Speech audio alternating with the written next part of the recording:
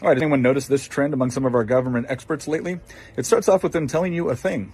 If you question the thing, you will be mocked, ridiculed, and potentially censored. It then turns out later that the thing that they told you wasn't quite as true as they promised you it would be. And when you point this out, they revert to telling you that, well, they never told you the thing that they told you. And then when you show them incontrovertible proof that they did in fact tell you the thing that they told you, they just suggest that you should be mocked, ridiculed, and potentially censored. I can't imagine why we don't trust these guys. If you're so confused and disoriented that you don't know where you are or where you're going, there are predators of the spirit who are much worse than snakes that are waiting in wait for you.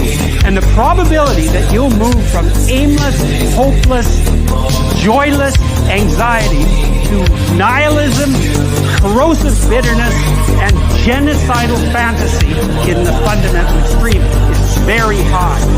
And so that's possession by a predator of the spirit in the desert of the soul. And that's real.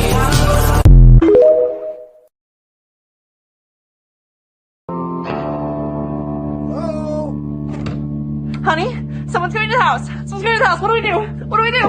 What do we do? Who are you call the pops? I'm gonna call the pops. We're recording you. No. It's okay. I'm just your neighbor. Coming by to say howdy. Oh, sorry about that. Yeah, we're not used to people stopping by to say howdy without assaulting us first, robbing us, or defecating on our lawn. Sometimes all three. The trifecta. We're from Los Angeles. Just moved to Texas. I figured. Oh, the California plates? Well, yeah, and the masks. Inside your own house. No one else around. 2022. We just want to be extra safe. We feel naked without masks. We'll probably wear them for the rest of our lives. We'll be buried in them. Okay. Well, you seem like a lovely couple. Like I said, I just wanted to drop by and welcome you to the neighborhood. Why? Do you want something? Oh, no. They're, I think he's being friendly. People around here are friendly, like we've seen in the movies, right? I thought that was just make-believe, like superheroes or families that go to church. No, that's a myth. This is real life. So, I live in that house over yonder. Name's Kevin. Hi, Kevin. I'm Tiffany, she, her. And I'm Steve, he, him.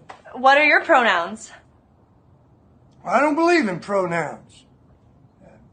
I think they're reductive.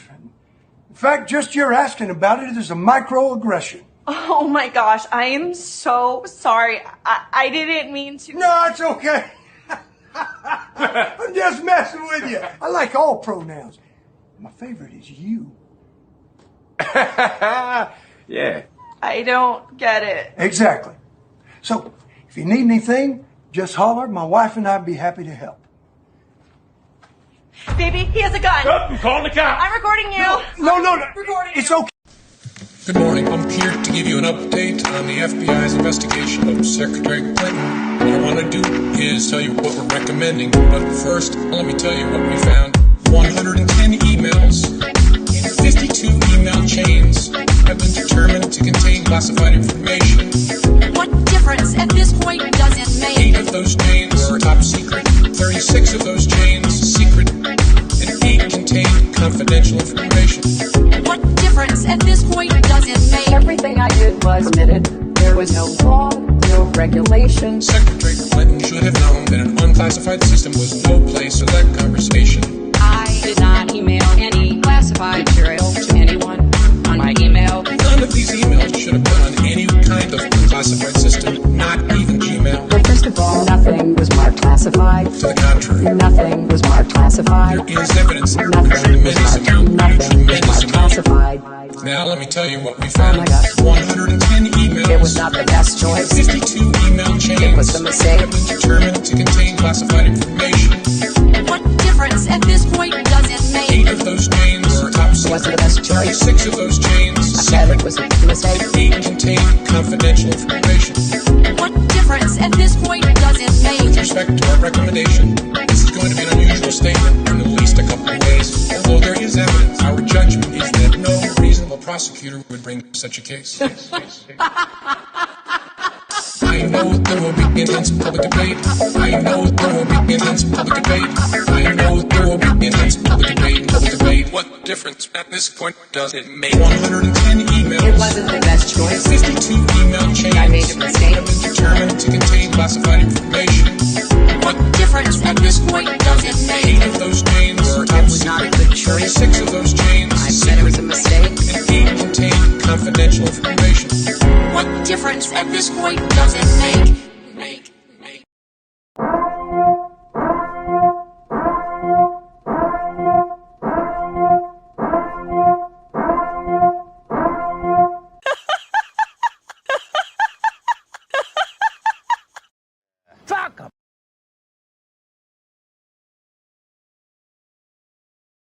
Hey y'all, what's going on? Hey SM, hey Cole, El Melvita. Hey Shireen, Jen, Frog, Ben. Let's see. Anybody else? I think that's covering. Everybody else that ain't talking, hey Cindy. What's going on? Nothing planned. Bonnie got a hold of me a little while ago. Wanted to know if I was going to do a live or if she would, or. And I'm looking now, and a bunch of other people doing them now, too. What? Hey, Keno. I did a live. Don't know where everybody is. I sent out a couple links, but I don't even think I put one out here. If anybody wants to come up, here's a link.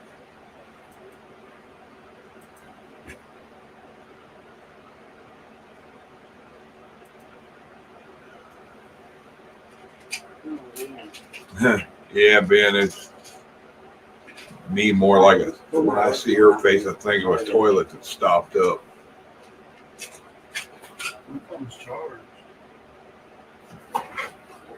Everybody's week going all right. Okay, it's the middle of it, kind of halfway through. I don't know if I got anything dumb to show you on here that I've been digging. I ain't dug through none today. I've been busy outside all day.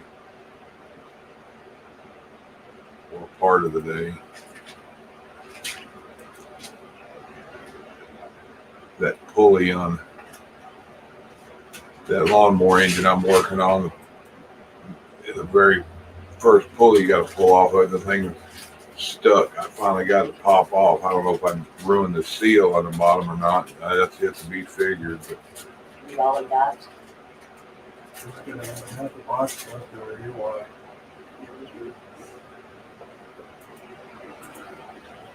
Let's see. Got this. That's just a picture, though.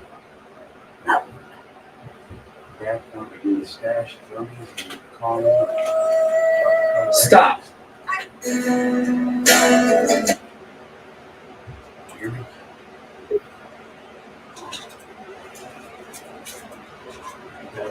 Hold on just a second. I'll get you up here.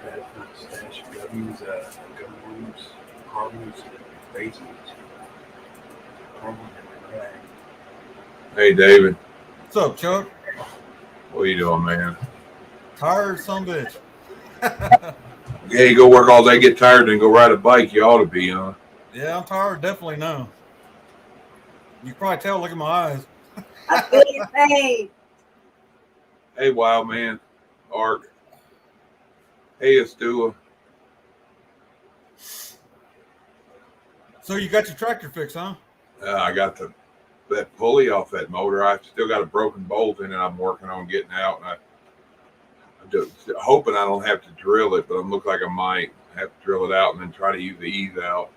I broke it taking it out of there using a ratchet, and I didn't pull real hard, so that's weird. I'm thinking it might have been a bad bolt, maybe defective. Yeah, it sounds like it. Either that or they torqued it so hard when they put it together that. Right. Because normally a bolt that size, it's hard to break, and it wasn't that hard. And I'm not stout as I used to be. Well, I don't think I am anyway. It might be all that pent up meanness coming out. Hi, Sandy and everybody. Oh man. There's a bunch of them among the missing that you don't see anymore lately, and that's I think Hannah, uh, Deb, NC Deb, Yeah. a whole bunch of different, the other Jen, and don't see anything out of, there's a lot of people you don't see anything out of anymore. Yeah, I know. I noticed that, man. It's getting summer. Yeah. That's it. Hey, wild man, if you want to come up, links out there, it ain't, that's for anybody, not just certain people. What? Yeah, planting, yard work. I'd started to take a camera out there while I was working on it, but I can say some educational words if kids are watching with people. I know that's right. That's why I don't ever film myself working. Oh my God. You know, sometimes you think your day's gonna go good, and every time nothing ever goes as planned. Ever. Yeah, if it is going great, don't brag on it because it'll change. I know that's right. I found that out pretty quick. Oh, It was one of the times years ago. It was one of them. We had a lot of work scheduled, and we got done. And I want to say we were done with. It was when I was doing phone lines. We did like 15 jobs, and it was just now getting to be lunchtime.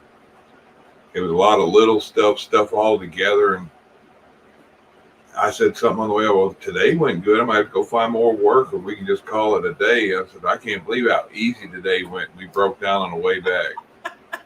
That's the way it goes, man. Oh my God. Yeah, right now I'm underpinning a home. Almost got it done. Doing that plastic siding stuff around it. No, I'm using that. What you use on a roof? That heavier gauge metal. Yeah. Yep. That's what they wanted. That's what they wanted on it. But. I used to do the vinyl stuff. I tell you, it was weird, the setup that they had there, and one of the guys left, and I learned it and used it, but they had a solid core door, 2 sawhorses, right, and an old paper shear. You remember the old paper shears had that wooden top, and it had that big long handle. Oh yeah. And we'd go around with a piece of paper and start at a certain spot, and this is how I learned to do it with them, and measure.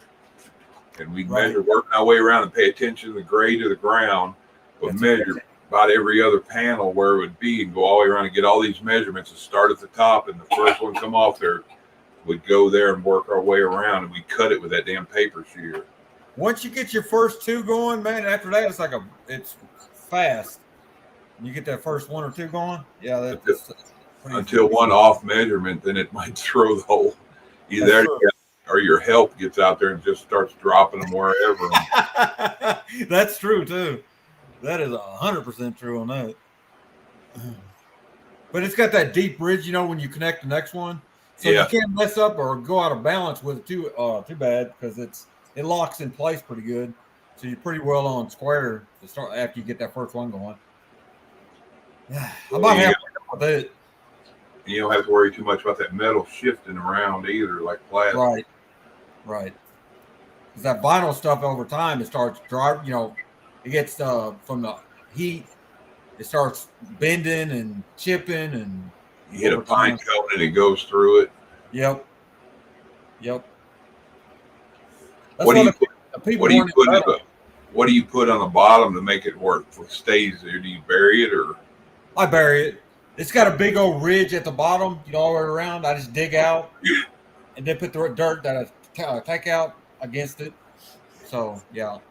It had this stuff we had when we were doing the vinyl. It was like a U-channel stuff.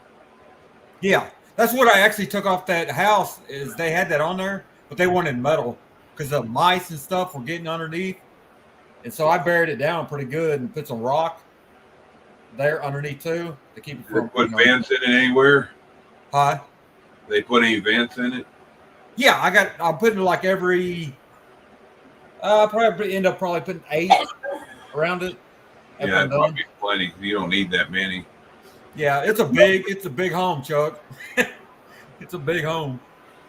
It's like Usually 3,000 square two per foot. side, unless it's on a regular mobile home. Then it'd be one in the back, one in the front, and maybe two or Right. three down each side. It's under a pier and beam home.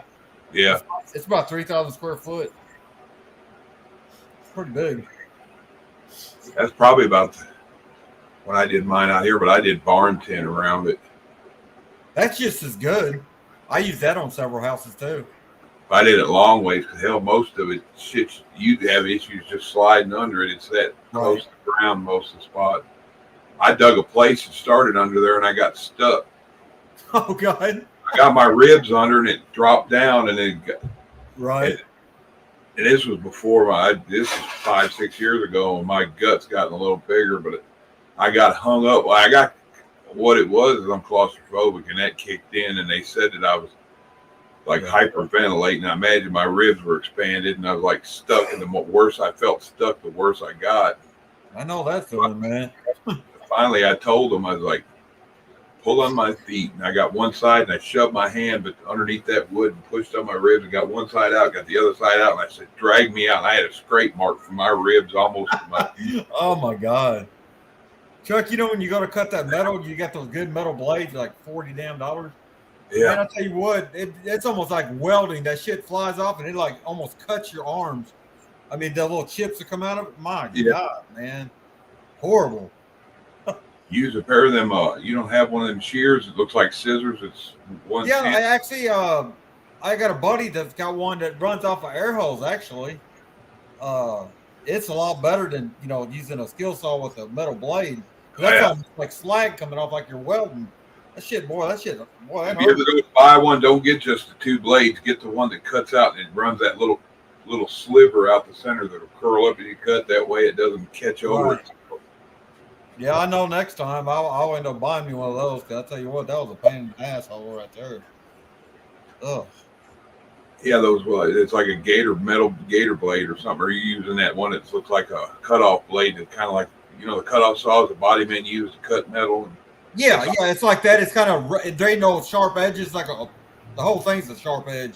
It's rounded.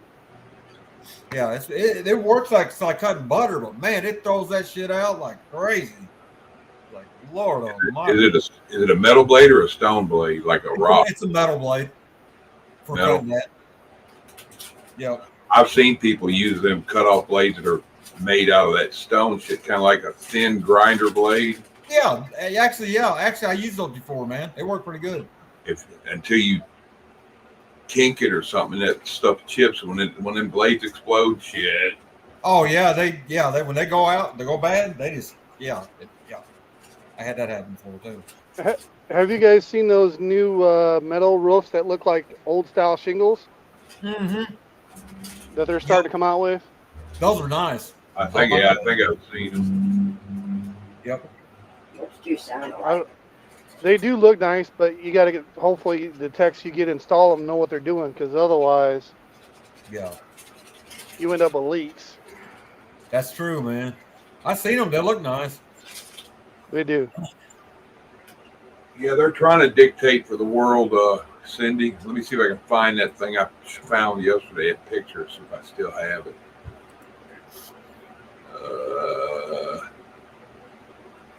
I have to grab it if I still have it. There it is. Yeah, when was it? For the WHO, they said, what was it? They gave them full authority back in like a few months back or something to make some kind of emergency decisions authority or something. I don't know if y'all can read this, but how it'll flow if the new WHO pandemic treaty is signed. I seen that, but I thought they already signed it. WHO declares a health emergency. Let me make it bigger. Or a climate emergency. They mandate all citizens in a country or region must be vaccinated. Well, I'm saying all kind of nice words, ain't I? Pandemic gives them full control of all your government's resources. Your local police and military must enforce WHO mandates. If they refuse to cooperate, UN troops can be deployed on your soil, round up and forcibly inject the population applies to masking and testing as well. One side will be in a perpetual state of emergency, and they will control your government in perpetuity. Yep. Who did that? That's some And shit sign. And Fuck that. and here's the kicker: all those sudden deaths of athletes and people lately, that's all from the jab in the arm. and they're talking openly about it anymore. Yeah, that thing I sent you. That girl said that shit that all dropped. He's talking about all that. Oh, thanks, Kino. Appreciate that. They knew about that magnetic shit too. They know about all that. It's an experiment, which granted the shit was sitting, they had it in cold storage in 2013, but the guinea pigs were the people that went and got it. Yep.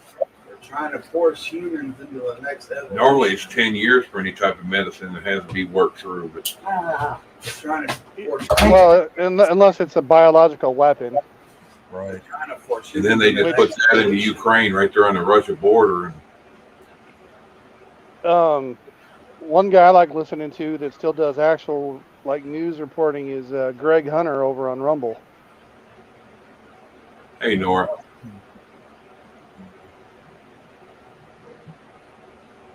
Let's see, I got another little video I put in here. It's a Wednesday video. I figured I needed a copyright. Yeah, might as well. You already said all the other buzzwords. You might as well just play something like that and get it over with. Yeah, go all out, Chuck. Go all out. Where's it at? Here it is.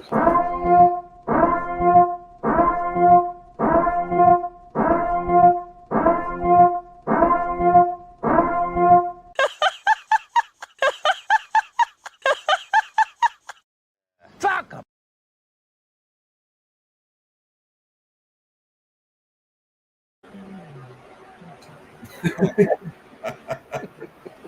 I laughed my ass off when I put that together. That was pretty good. A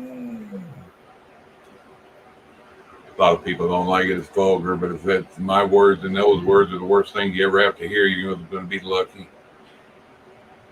Everybody needs some laughs, you know? I think it was funny myself. Yeah, what? I've heard about that too. Oh, wow. Dang. Yeah, That's right. The way. Sorry, go ahead. No, I was just reading what Watt put about that. The new pandemic. Oh yeah. Well, it doesn't matter the way things are going right now between the jab that's killing people off left and right. Yeah. Another 6 months or less, it'll collapse from just the sheer amount of inflation. Oh yeah. Oh yeah. You think People ain't gonna be that stupid this time. Oh. Hopefully. Oh yeah, they will. They're the sheer level of stupidity I see out here on a daily basis. Holy hell! I'm amazed some of these people can walk and chew gum. I have no idea how half of them are still alive. Well, there'll be some out there that'll jump on into it. But Oh, yeah. like, well, if I got to, well, it can't be. There's a lot of that did see it that on both sides and in the middle too. So. Yep. Sure, there are some, but I mean overall, we're pretty much SOL at this point because the sheer level of inflation that's they're saying, oh, we're gonna have a recession. I'm like, bitch, you wish. This would be a depression, the likes of which you haven't seen. Yeah. It'll make 1929 look like a stroll through a park on Sunday. It won't be anything compared to that.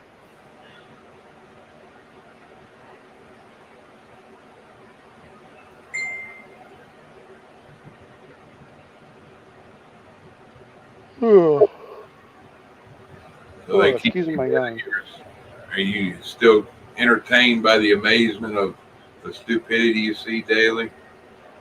Oh no, it doesn't surprise me anymore. It's some of it's entertaining, but other times I'm just like, what the hell? if I could afford a halfway decent dash cam, half of the stupid shit I see out here, I could upload videos to my channel. Never ending content. Hey, Sharon.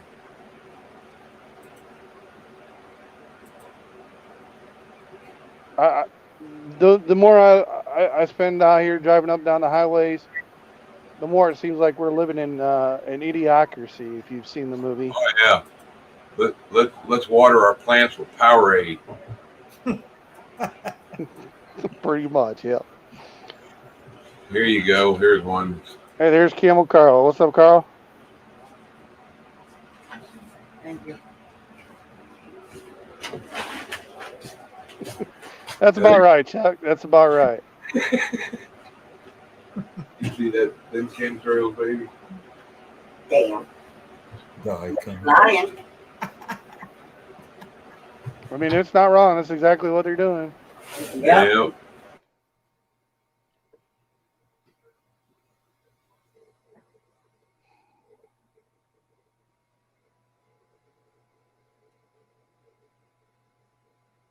I spent a little time earlier during the day driving through the land of 10,000 dumbass drivers who have no clue what the hell they're doing. Where was that at? Minneapolis. Mini apple ass. Yep. Well, I started in Minneapolis anyway, and then I went up to St. Cloud and back through Minneapolis. Now I'm down near Madison.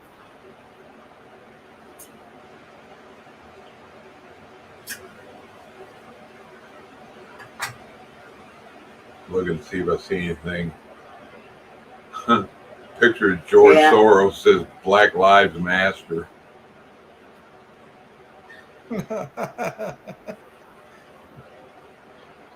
I had someone send me a meme. What was it? Oh shit! It was it.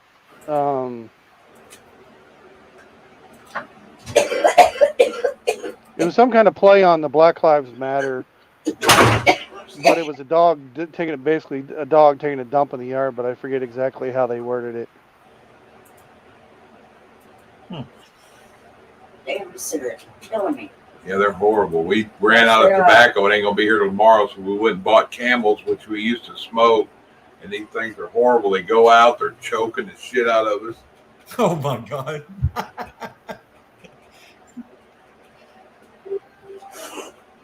Here's one. I'll put it up there, but you guys have seen it before. I think it's hard times create strong men create good times create weak men create hard times. Yep, I've seen it. Yep, I've heard it before. People say that. Yeah, they're not wrong either. That's exactly how it goes. There's a Simpsons meme going. I have this poster that exposes every. That's out right now. It's got what's her name? The woman in the kitchen. Marge or Lisa? Not the Simpsons, is it? No. What's the fat guy? Was a redheaded woman? Oh, you're talking about Family Guy, Lois. Yeah, Lois. She's in the kitchen. There's a bottle of pills on the counter, and it says she, her on them. And this is back in the day when they first started this shit. They do too. I'm not a big Family Guy fan, but I do like the one video clip where it shows Stewie beating up Brian. I hate how these shows make these men so stupid. Yeah. This is what.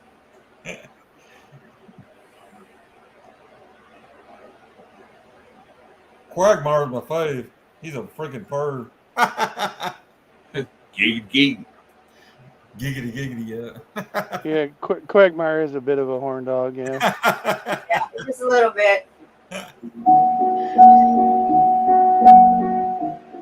Or what's the proper term? Man whore, I believe, is the proper term. Yeah. Yeah. I'm a hot. And what all? Just looking at the. God, I don't even like that bitch on my TV. Looking through stuff. There's a picture of Killer. Carl sent one. Yeah, Your stuff not working, Carl? You don't feel like coming up, or?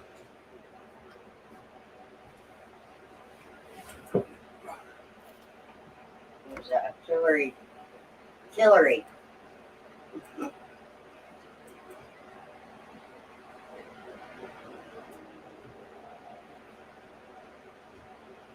Hell, lately I ain't got to watch nothing. I don't know what's going on. Like I've been going to bed, work, going to home, going to bed, man. Well, you ain't missed much. More stupidity. People trying to destroy the country. About the same old shit that's been going on, huh? Mm-hmm. Yeah, that's me. I've been eating, coming home, eating, going to bed. Yep.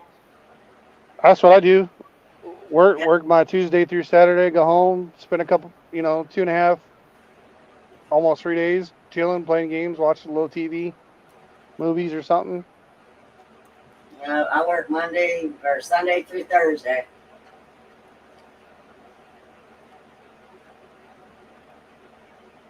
Everybody's like, how do you get Carl Friday and said he Saturday can't see it. off? Because I'm special like that. I get Monday off because nobody likes working Mondays. I know that's right. Ugh, I hate Monday. Carl just sent this up here. My earlier post disappeared. Here it is again. Ray Epps, an FBI provocateur in the J6 demonstration, not a riot, has reportedly flipped. The impact would be he have named all his fellow agents, actors as rioters. He will likely have retained all the text instructions he received from the FBI DNC execs. And I'm sure there'll be lots of emails. And add to that the NSA recordings of the posers. Oh, yeah. Likely get a room with the view at the spa. And then there's another thing. Breaking news. Jim Jordan just announced that Ray Epps just flipped and will testify against FBI involvement in J6. Watch as they now start to testify against. I can't see the bottom of it. Oh, God, there's another. He hung himself.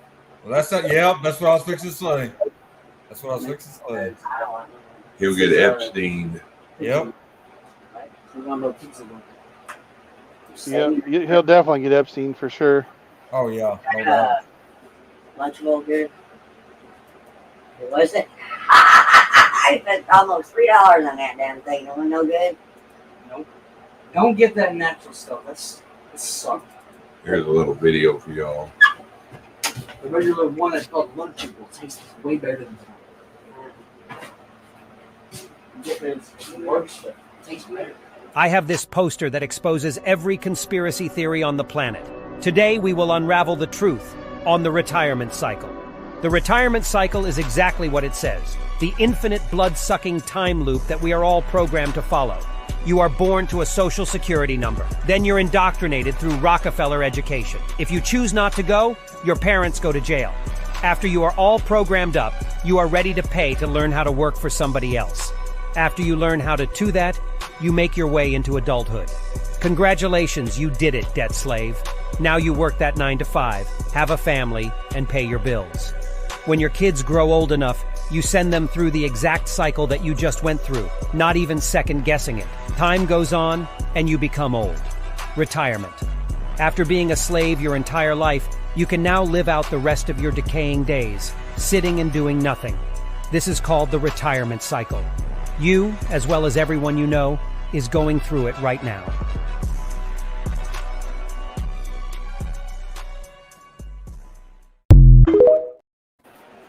That was happy, huh? Oh yeah, yeah, super heavy. Looks like the video I put on my page, I think, is still up, of old Orange Man testifying, or not testifying, over there before he gave his speech at the WEF. Oh yeah, yeah. I got the one of that before and of him on speech or whatever on my channel. Oh really? Yep, both videos. I'm amazed they didn't take them down, but I only got like 40 subscribers, maybe 50. Still, that's still. I can't believe it's still there. I can't either. Wow. At least I'm pretty sure it was last I checked anyway. Carl, I think somebody kidnapped Anna and Deb and some of the other people, a bunch of them. Yeah, I ain't seen them on here in a while, Chuck. They all tell me, you need to put up shows, do them multiple times through the week, and they don't show up. So It's true. let's see, here's another video. I don't know what it is. I haven't seen George in a little while, but I know he's usually somewhat busy. He's down to no phones, just some internet.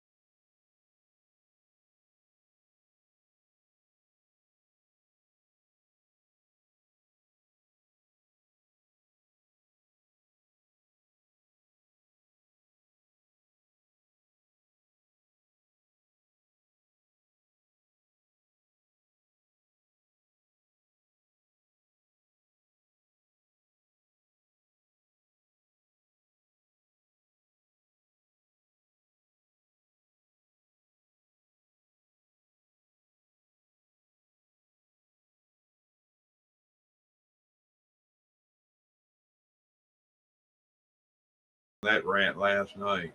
And she's absolutely right. What military? We ain't got a military anymore. Well, the part she left out though is the Republican side is just as bad as the Democratic side, because in the end, they're only concerned with maintaining power. That's it. That's it. That's like DeSantis running. It's got a name on a ticket. I won't vote for that bastard either. No. Too political for me. Yeah. God, is it alive or are they doing that backroom stuff?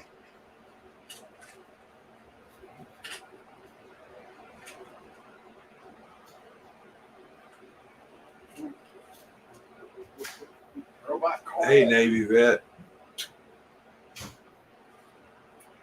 Our military anymore is a joke. I took care of that one. Yeah, they got rid of anybody that was worthy, and the rest of them, I think they kept her just robots and do as they're told. This is what daytime should look like if the sun was actually a star in outer space, like they say it is. The sky should still be quite dark. Oh, what a beautiful day. Let's go for a walk. Here we are at high noon. I'm just basking in the brightness. You ever look at the sky? The sun is quite small. So why would the mere presence of such a small star light up your entire sky blue? The sun is just a proximal star. That's 95 million miles away, allegedly. Why do I feel like the NASA fanboys are not going to like the fact that I used the word proximal? Like, I'm not allowed to use a science term. Are you wondering how I got all these images of the sun against the dark sky? Spoiler alert, they're all pictures of a full moon. What are the chances that the sun and the moon are the same size, shape, and can perfectly eclipse? That's a 1 in a billion, folks. If gravity is causing us to spin as we orbit the sun, then why doesn't the moon spin as it orbits us? Uh-oh. Houston, we have a problem with the heliocentric model. It's kind of sus. Okay, so this is what daytime should look like if the sun was simply a proximal star in outer space. But what would daytime look like if the sun was a great light and it was set inside the firmament and it was shining through like a sapphire blue glass dome? What would that look like? All right, now we're talking. You ever notice that humans don't really agree on anything, but yet a blue sky day makes us all feel good. Huh, it almost seems like a creation. Like, God actually exists. He does. Then why does the moon have craters? And if the moon is a rock, when have you ever found a perfectly circular rock? And if the sun is an explosion of hydrogen and helium gas in an infinite space vacuum, where is it getting its oxygen from? And when have you ever seen a perfectly circular explosion? Never! Here's what's going on. The Earth is a level plane. Water is not bending at all around a ball. God made the stars to serve as signs and for the season. The sun is a great light, the moon a lesser light. But the craters on the moon are part of the strong delusion, 2 Thessalonians 2, 9-12. For those who don't want the truth, a strong delusion will be sent to them to further condemn them. Everyone turn away from the lie and follow Christ. He made you and he loves you. Amen.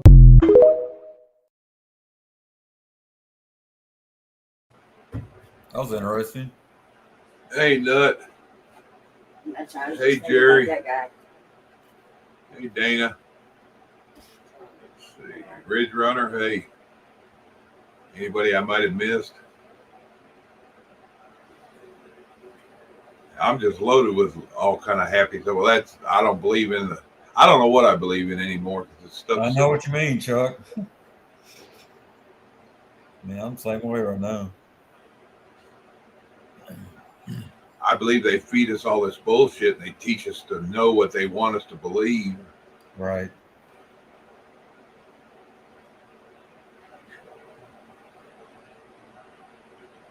Hey, Kim. Just got to keep an open mind. Yeah. All new prospects. Yeah.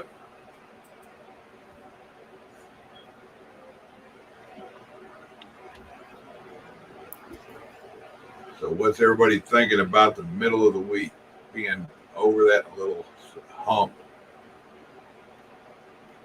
I think the weeks go by too fast anymore. They do. They really do. Walmart just got sued for $19.3 million. Who's the hand puppet? sanitizer. From who? Who? From hand sanitizer. A2. Oh, wow. And why they're cutting everybody's hours and shit? That's why. Because they're getting sued? Yeah, they did. They have to pay out $19.3 million. For hand sanitizer? Yep, to Why? a company that owns K2. I guess they wow. under contract. Huh. Walmart defaulted on a contract for hand sanitizer with K2, so they owe $19 million. Back in the 19. That's bullshit. That's a drop in the bucket for them, though. They got It is. billions of dollars. I don't know, man. They've lost a lot of money. Yeah, especially with their beer contract. That the pandemic, because we don't stay open 24 hours anymore. Yeah. Now that Miller and Coors is joined in the rainbow, that they're going to have a lot of sober, hungover, pissed off beer drinkers. What do you mean they went and followed in it? Yeah. All jumping in on that. Did they really? Yeah. Yeah, Coors did, yeah. So did Miller. Miller did too. What the fuck? Damn. Stupid? That's crazy, man. What the hell are these people trying to do? Bankrupt themselves? They're trying to, they're either one to cause disturbances or they're trying to test people's morals to see how bad they really want that drink. Honestly, I think they're trying to cut it down to one beer cellar. Yeah, that sounds about right. They're trying to see how pissed off they can get the rednecks before they sober them up.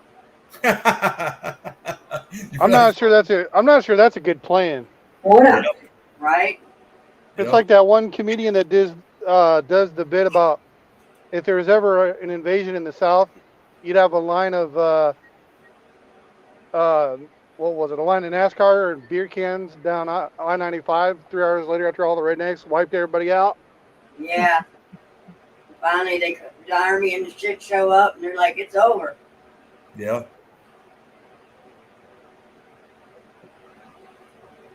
I forget who the comedian is, but if you look it up, you can find it. It's on YouTube. See, that's how they're controlling everybody. They're going to end up with one of everything that That's it. Dude, and Yep. y'all Well, that I ain't seeing it. well, that's why they're doing the central bank currencies. Right. They can track everything. You know, they started with Bitcoin, which was built on an NSA hash. In case you hadn't figured that out. If you look at all these other countries that are socialist and shit, they have one brand that you can get of anything. There ain't no Oreo cookies. There ain't no Chips Ahoy. There ain't no 5, 6 different kinds of fucking anything. There's one, but one. Josie. Yep. Welcome to our third world country now. Bravo, Biden voters. It does sound like that's what they're doing, though, with these beer companies and all these other places. You know, just trying to select them all out one by one. You realize that every Hey, DJ, Jody, flavor of snack, right? Jeff. Yeah, that they Frank. want you to have. Well, they don't allow most of the shit from here in the U.S. because it's all printed. Hey, Jim. Because it's good and people like it. And they don't want it over there because that's their control. That and most of the See what other ones I got up They here. say, oh, it's bad for you. I've been eating that since I was how old? Yeah, and a bunch of shit changed since you were at how old? It ain't changed that much.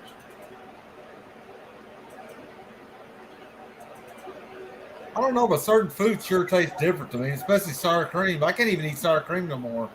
Yeah, you notice too, a lot of times it ain't smooth like it was. It's kind of like it's got sawdust in it or something. Yes, the texture's different or something. Yeah. What brand sour cream do you get?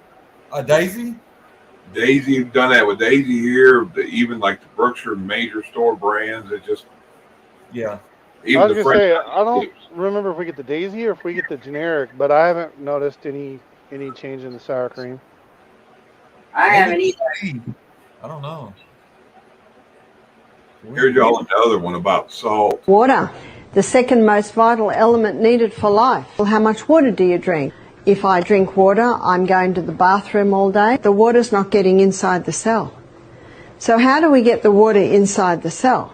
So when you take a crystal of Celtic salt, put it on your tongue, and some say, how big's a crystal? Well, if you've got high blood pressure, start small, about the size of a sesame seed. Put it on your tongue, your mucous membranes start absorbing the minerals. The magnesium is taken to the cell membrane, and you drink your water, and that magnesium pulls that water inside the cell. It's the quickest way to hydrate a body.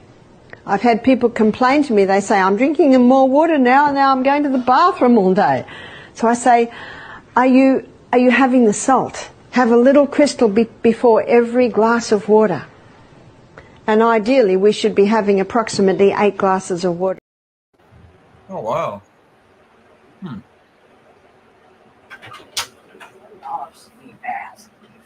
But you have to watch it like a Gatorade, yeah, but Gatorade's got so much stuff in it and them type of drinks. So sugar. A lot of people want to drink them all day long. And Well, that ain't good for you. Drink all the time. Cut it in half with water. let's see what this one is. Who's the puppet master behind the COVID crisis as we've experienced it? Who is it? Was it Klaus? No. There's something above Klaus. Was it Biden? Was it Tony Fauci? These are all surrogates. You don't really know who is managing the message that has been propagated on you.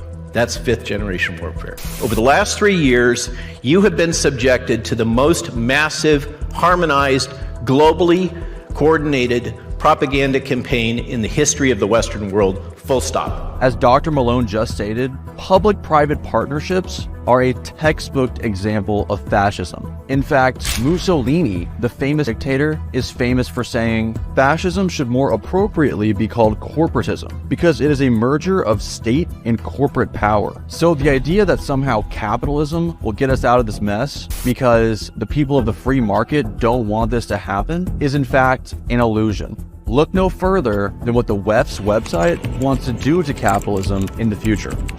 They introduce reimagining capitalism, as a form of capitalism in which companies do not optimize for short-term profits, but seek long-term value creation by taking into account the needs of all their stakeholders and society at large. And who are these stakeholders they speak of? Well, it's them.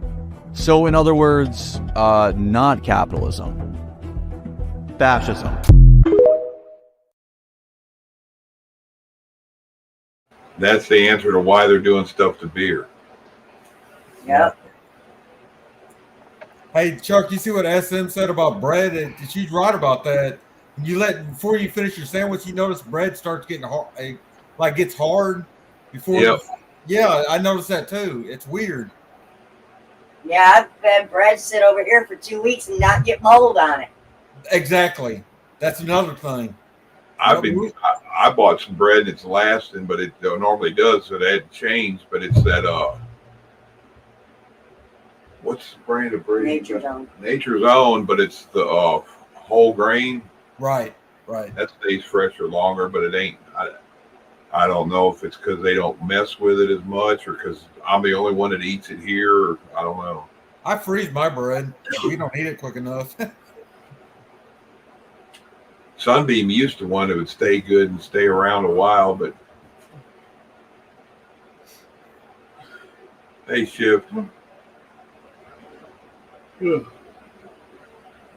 Link's out there if anybody wants to jump And up. Nature's Own, you can actually eat the damn bread without it sticking to the roof of your mouth and all your teeth. And Yeah, that's some pretty good bread. I buy that too. That's some good bread. Yeah, Frog, I don't like Gatorade and Powerade and all that stuff really either. To me, it tastes like somebody sweetened up sweat water. Yep. That's what it tastes like. That's just nasty. Chuck, when I drink that, I got to water it down a lot. I can't drink it straight. You're supposed to cut it in half with water. Yeah, that's what I do. I do that too. I do that. That Pediasure is a lot better than Powerade and Gatorade. Pedialyte. Yeah, Pedialyte. Yeah. If I have to have something, it's going to be Pedialyte. And not the adult one, the kid one. Right, that's the better one, actually.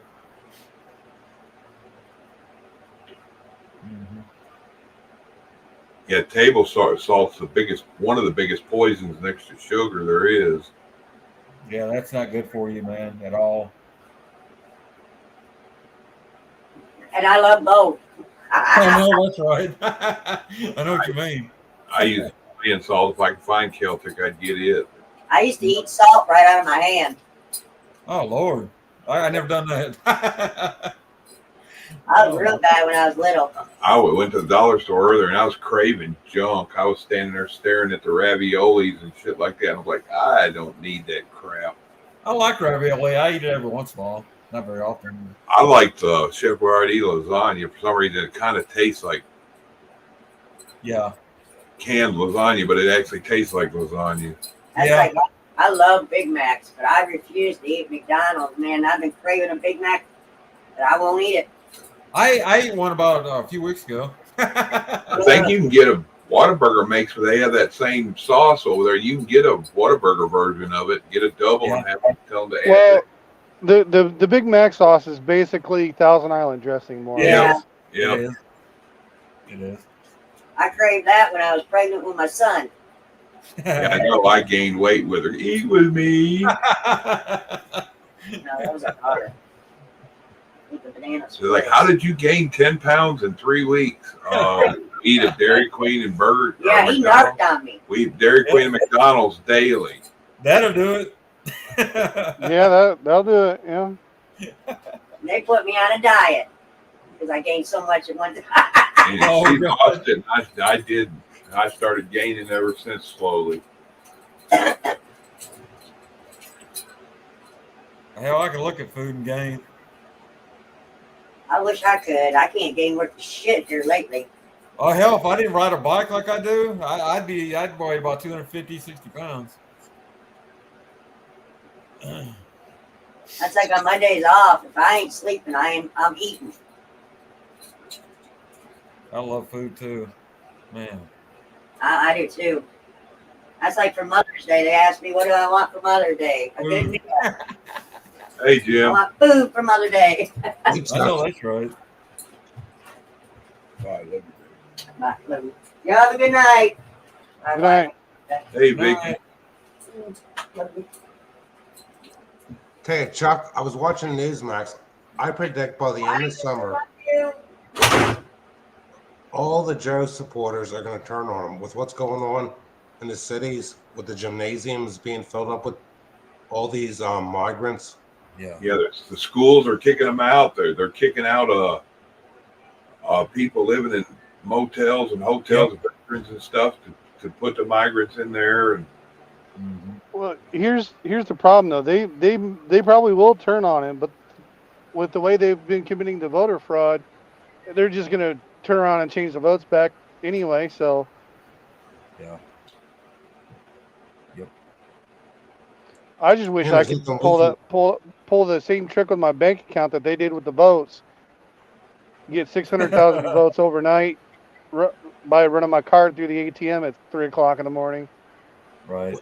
Did you hear that Eric Adams is going to court, the mayor of New York City, trying to see if they can get out of the sanctuary city law? Oh, wow. Yeah. They probably could if they wanted to actually change something. yeah, they were all game for all that being that way when they wanted us down here in Texas to eat it and to just let the border be left open. Yeah, but then the Texas governor's like, screw you. I'm gonna send them up there to you. Okay, New York City now is going to track all the food people eat through credit cards. Can you believe that? That's just the start, though. That's just the start. Because when the CBDC rolls out, they're gonna track everything you do. Did you see what they're doing? All the migrants in there, where they're bringing them sandwiches and stuff, and they won't eat it. They prefer to cook stuff in their own room. Throw in the trash. Yep. Yep. They won't eat the McDonald's they bring them. They won't eat the pizza, fast food, none of the stuff that They they don't get. trust it. They don't trust it. They know it's shit. People live on a dirt floor know it's shit. Right. Right. It's like I feel bad if this default happens. People that are getting Social Security, okay, the retired people, that rely on the money, and the people on disability, we're going to see pandemonium, I think, by the end of summer. Oh, People I see it coming. People are not going to put up with this at all.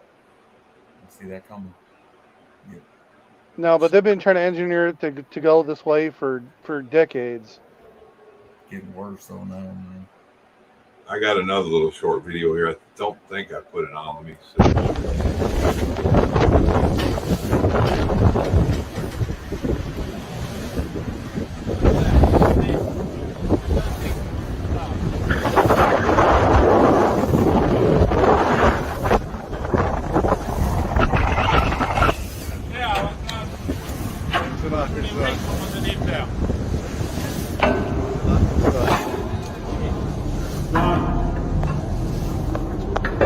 Very good.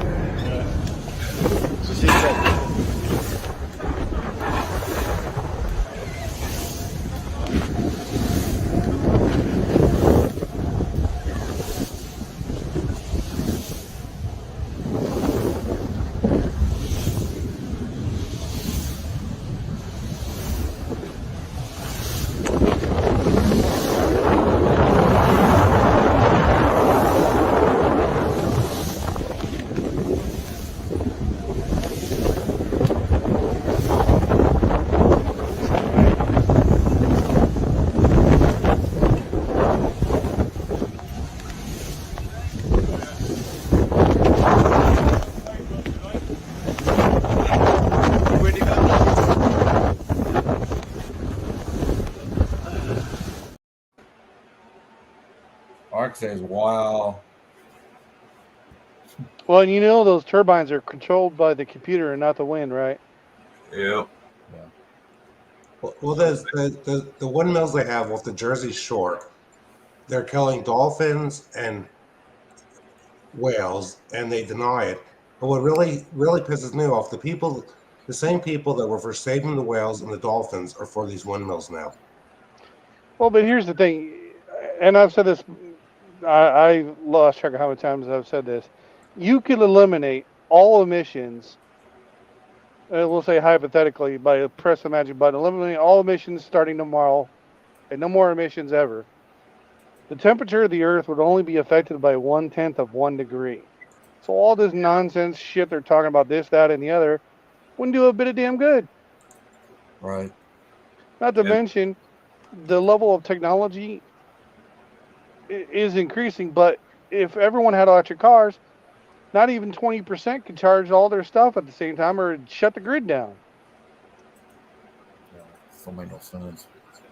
What they're doing. Well, it's all a big money scam is all it is. They just want more money. Yeah. And I could be wrong, but I'm probably not.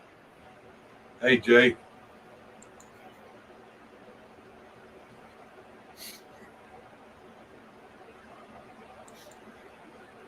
Well, but the only thing I like electric is vacuum cleaners.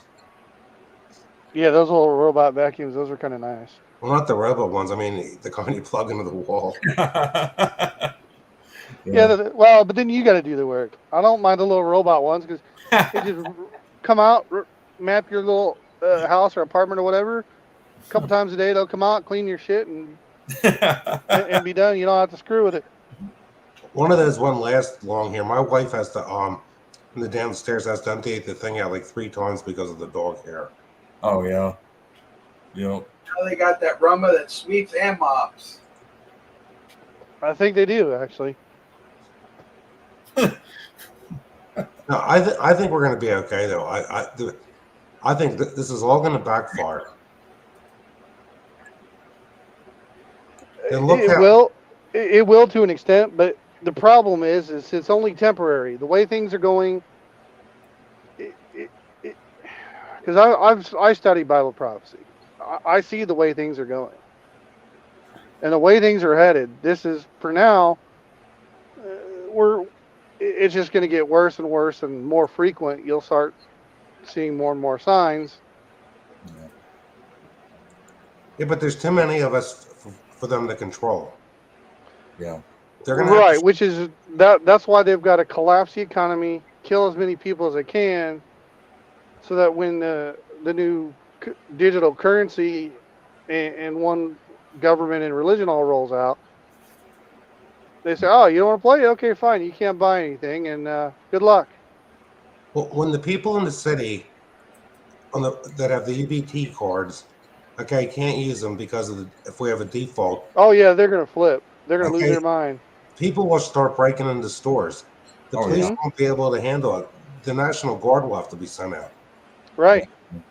Or like what was described in the earlier video, I think video or someone said earlier, they'll just send in with the WHO, they'll just send in the UN troops. Hey, Pappy. Yeah, I just had a little thing up there about EPS. Yep. This is the only thing that's going to cause, besides an attack on U.S. soil, this is the only thing that's going to band people together.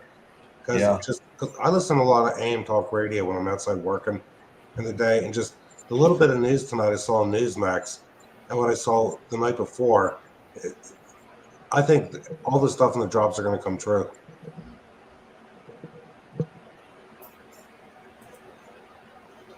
Yeah, the grocery store is going to be the least safe place. When people start breaking into the grocery stores because of food,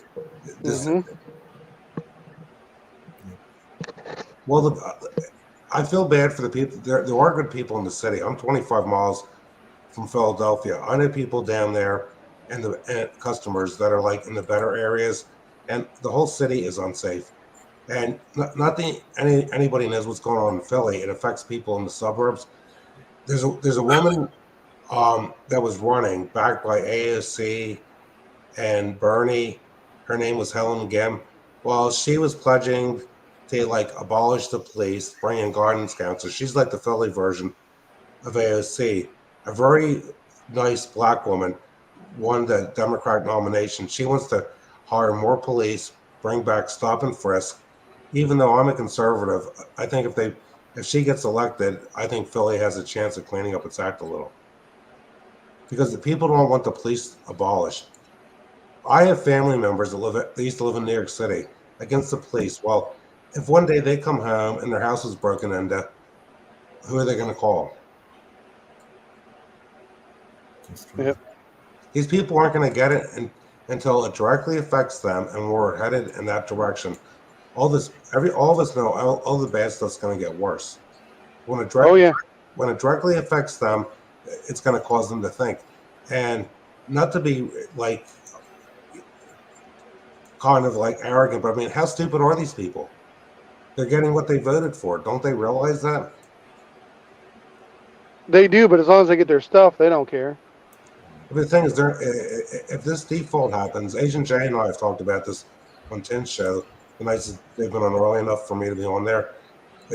Okay, it's going to cause people to think. People don't realize there's consequences to actions, and this is going to be the consequences to all their actions. It's like the county seat that's about 10 miles from us. It's become a pigsty. They got tents all over the place, and half the people in the tents are the migrants. Well, it's like what they were doing out in California. You had a mile, like 2+ mile long RVs along the sides of the highway, just camping out because they're all homeless now. Yeah. Yeah, and someone mentioned, but I'm kind of oblivious to property values. Just looking up stuff in other parts of the country. What annoys me is most of the tax money in Pennsylvania goes to the Philadelphia. And Barry J, I remember when I was a kid, they need a mayor like Frank Rizzo again. They need to send the immigrants to Cali, to New York, and Florida. Florida? Well, these states are going to have to start taking action.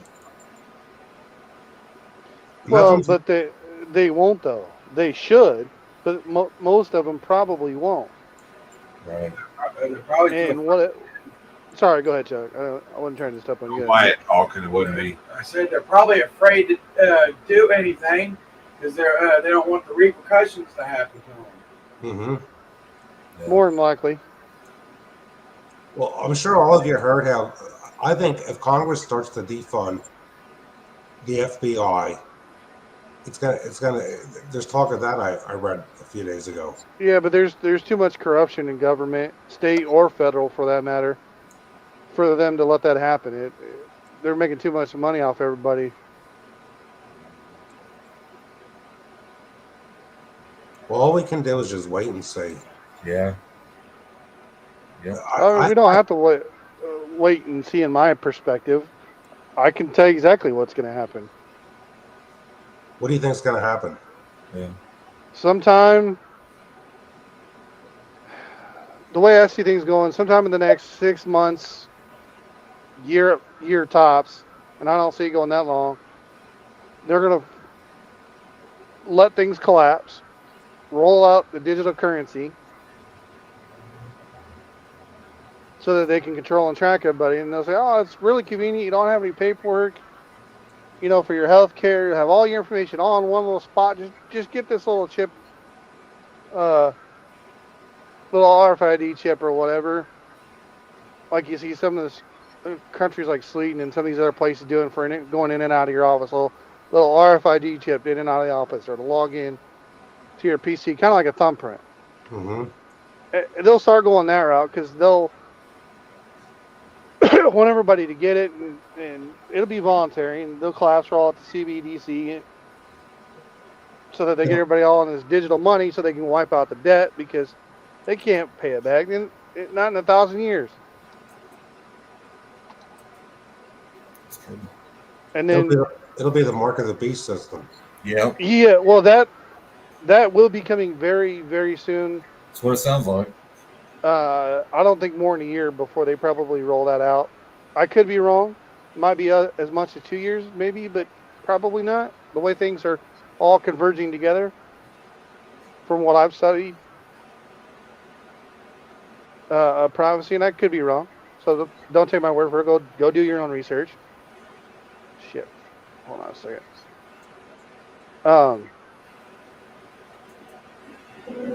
But the way things are going right now, I don't see more than a year tops, probably closer to 6 months, and they'll start rolling this stuff out. Because you got the debt ceiling coming up June 1st.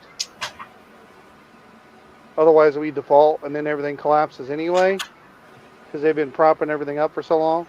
and then you'll see gold do $30,000 an ounce, maybe higher.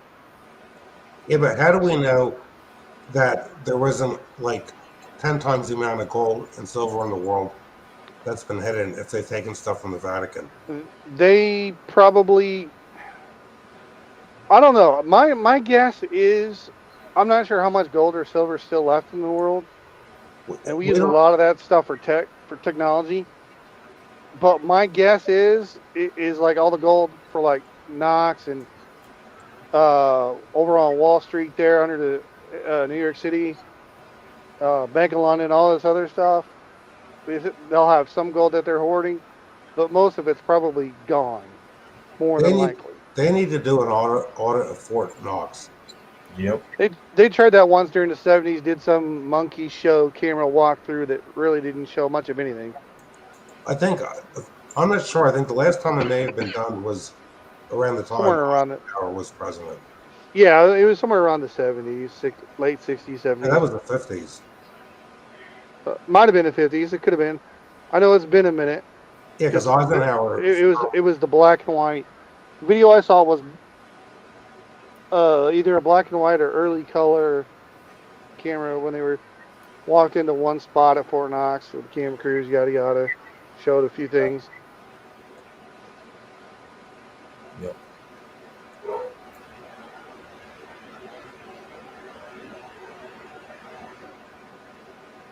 But no matter which way you slice it, there's probably not much gold or silver left. Although there could be more that haven't been discovered or mined. There certainly could be. Well, personally, I think that there's probably Excuse me. than what we're being led to believe that's been hidden in the world. Could be if they're trying to hoard all the wealth and roll it out so that they can use the gold for the digital currency and transfer all their wealth to that, sure.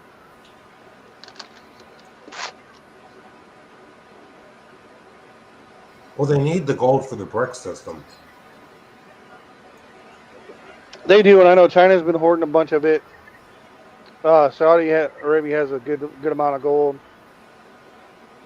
I'm not sure about the U.S. or U.K. I don't think we have much gold. Again, I could be wrong, but I mean, none of us know how much gold there really is at all. All we know is because Finding Kima has mentioned about there's 200,000 tons above ground in gold. But like I said, we don't know how much the Vatican really had or what's been hidden in other countries. that's true, we don't. Then look today, look how the stock market was up. And the companies, the defense contract stocks were down. The three big companies today were basically Apple, NVIDIA had another all-time high, and Microsoft had another all-time high. Yeah, but I still think the stock market is a rigged game. It's all just like the price of the gold and silver. They've been suppressing that for a long time. Well, the thing is, it's a rigged game, but you got to learn how to play their system. Sure.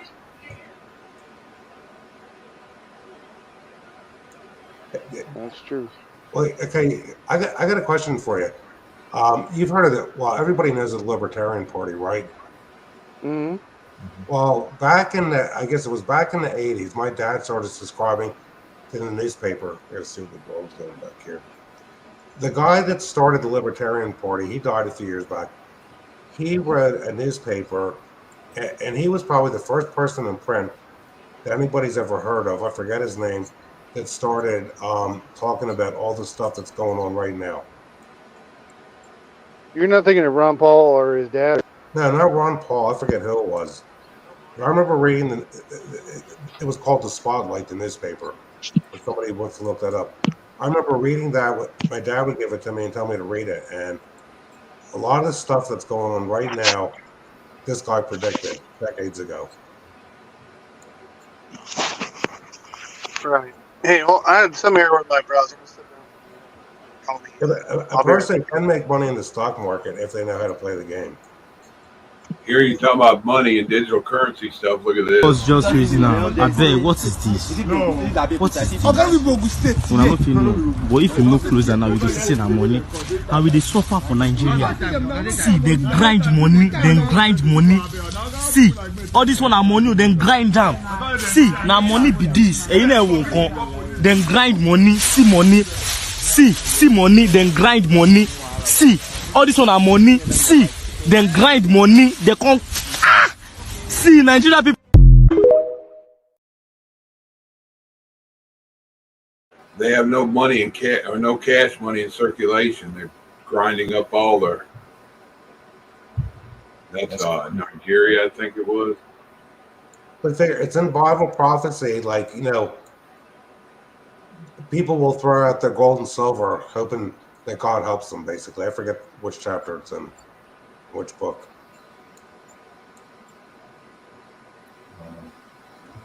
Things will get so bad that gold and silver won't even matter. The most valuable commodity will probably be water. And if we are Mystery Babylon and Revelation 17, you know, 1/3 of the earth, we're not going to be destroyed by water again, like during the days of Noah. It's going to be fire. Yeah. And when you're starving to death or thirsty, no matter how much gold or silver you got, it ain't going to help you. I mean, nothing. Well, there was an old episode of the original Twilight Zone where these guys robbed a bank and somehow went to sleep and woke up in the future, and they had all this gold and they couldn't even get water with it. They were fighting each other, the robbers, over the gold, and the last one killed the other one, and then somebody stops on the road and these people are drinking, and this guy has all this gold and he's dying, and this couple's saying, you know, like, gold has been valuable in over a century. Hey, Bonnie's here. Hey, Bonnie.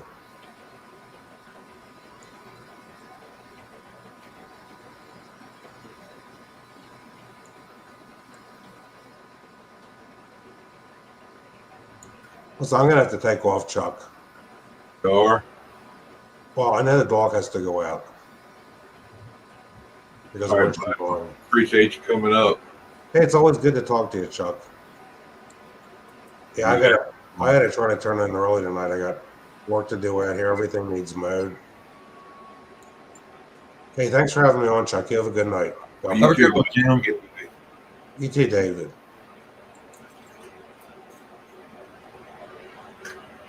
Hey, Bonnie.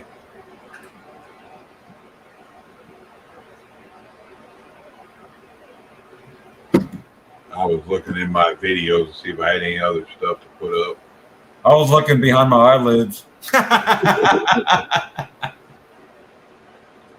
you had a long day, huh? Yeah. I'm going to stay for another probably 30, 40 minutes. Anyways.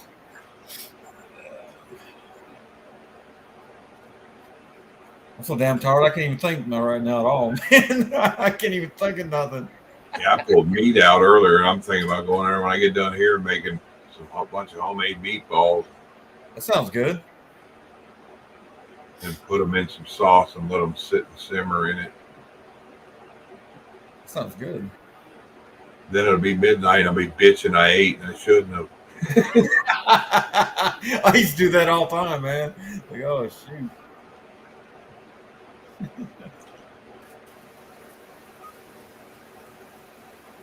Hey, Jen. Hi, Chuck. Hi, Dave. Hey, Jen. I'll be back in a minute, Chuck. I gotta use the facilities. All right. I'm not going anywhere.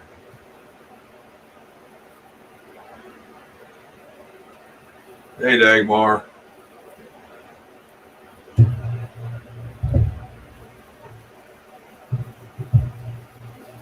Say, I was listening to your earlier conversation, about Walmart and, things being close to you, and about what's coming across the border and that. And I come across, I belong to the National can't think of what the name of it. It's a national thing that we're trying to get together. There's another group within a group. It's called We the People. And I found out 2 days ago that we have a college that's very, very close to us that was closed last year, a couple months ago. And we're going to discuss this, that we found another company has been transporting different people in here, and they closed the college down to fill that college with those people, and we're all kind of taken back by this. We just found it out with the research we've done. Hey, Bonnie. I saw that. That's crazy what they're doing. It's like Yeah. screw the kids, screw the vets, screw the homeless. Yep. These people matter, and they're loaded with pockets full of money when they do that, but they're still going to push people out. It's like, you're important. Yeah. Yeah. Yeah. Sorry about stepping down from. I had a phone call come in, but I'm back. That's fine. Do you mind if I read you the quick little paragraph? Go ahead. Go ahead. Okay, it says, I learned today from a Patriot colleague that the UW Richland Center campus that was curiously closed last year is being used to house illegal immigrants. There's also a Super 8 hotel that is possibly going to be solely for housing once the campus is filled. The first-hand report my friend received stated that it is no longer safe to go to the local Walmart after dark. Cardinal Glass has reportedly been involved in transporting illegals to the area for the past year, and this has somehow opened the door to a larger influx. There are individuals trying to find out how the decision was made to house them in Richland Center, Wisconsin. The report also says that many of the illegal immigrants are single young men of war-fighting age. This is a good time to organize a town hall meeting with elected officials and voice your concern. Thank you. It's Yeah, like Larry just said, the replacements. It's happened through other things in time. That's why I keep bringing up people. World's Fair time, they always used to do that. Next thing you know, for some reason or another, old buildings disappear. Well, here's something for you to think about. How many empty military bases that were abandoned and been shut down do we have across the country? Yeah. Awfully convenient to ship people if you wanted to bring people in and ship them somewhere. Well, last summer they sent 18,000 to Fort McCoy in Wisconsin. I don't know where they are here in Wisconsin, somewhere, but They're all over the place. Yeah. I saw where New York City is trying to put them out in the further counties. So all over New York, basically, 2 of the counties are suing.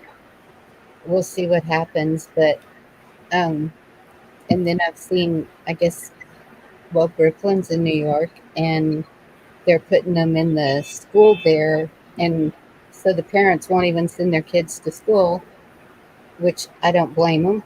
We don't know these people. Who vetted them? How do we know what they're capable of yet? And if people are already afraid to go to the stores, something's going on. Well, and like she pointed out, sorry for separating you a little bit, Bonnie, but I was just going to point out, an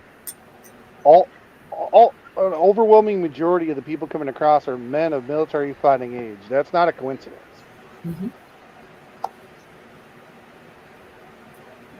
Yeah.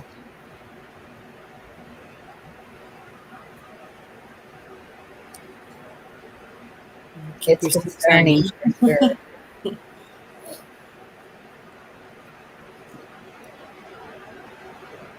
Yeah, Chuck, I sent you a few things, I think. Earlier, I think. It's not recently. I miss messages and texts. And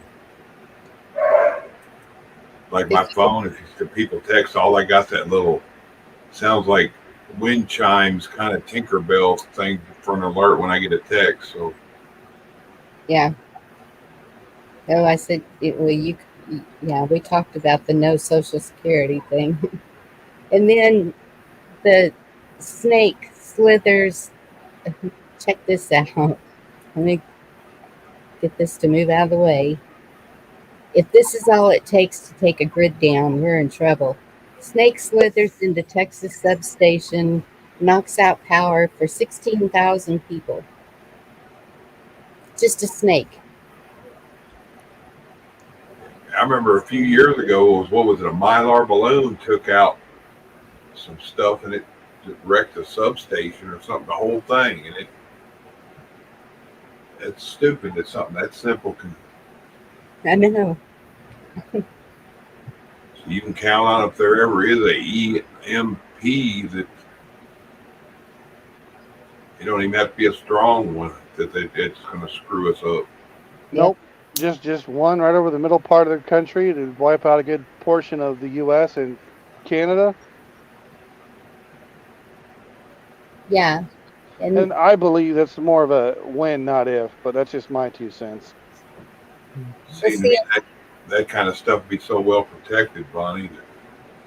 I know. And well, I remember ERCOT after they got sued so bad from the Snowmageddon that they sold to a company. Oh my goodness, I cannot remember their name, but I traced them back and I was like, okay, I want to know who bought this to see if it was some other country. And first it took me to a company in New Jersey, and then it took me to DC, and someone in Congress is overseeing our grid in Texas now. Hey, T. Kind of concerning. Hi, T-Girl. It's money, and that's where it ended up. That doesn't surprise me at all, Bonnie. I know. Congressmen come in poor, coming out millionaires. Hey, Skin. Yep. Yeah, it's funny. We had, I think, 2 or 3 congressmen come in and try to stop that college from being closed, and they still closed the college. So, talking and walking and people were protesting, and they still did it, and it's filling up. So they have no power. I don't know. That's the senators coming down here to the border. Doesn't do anything. Nope. Yep. They've been down here twice, 2 or 3 times.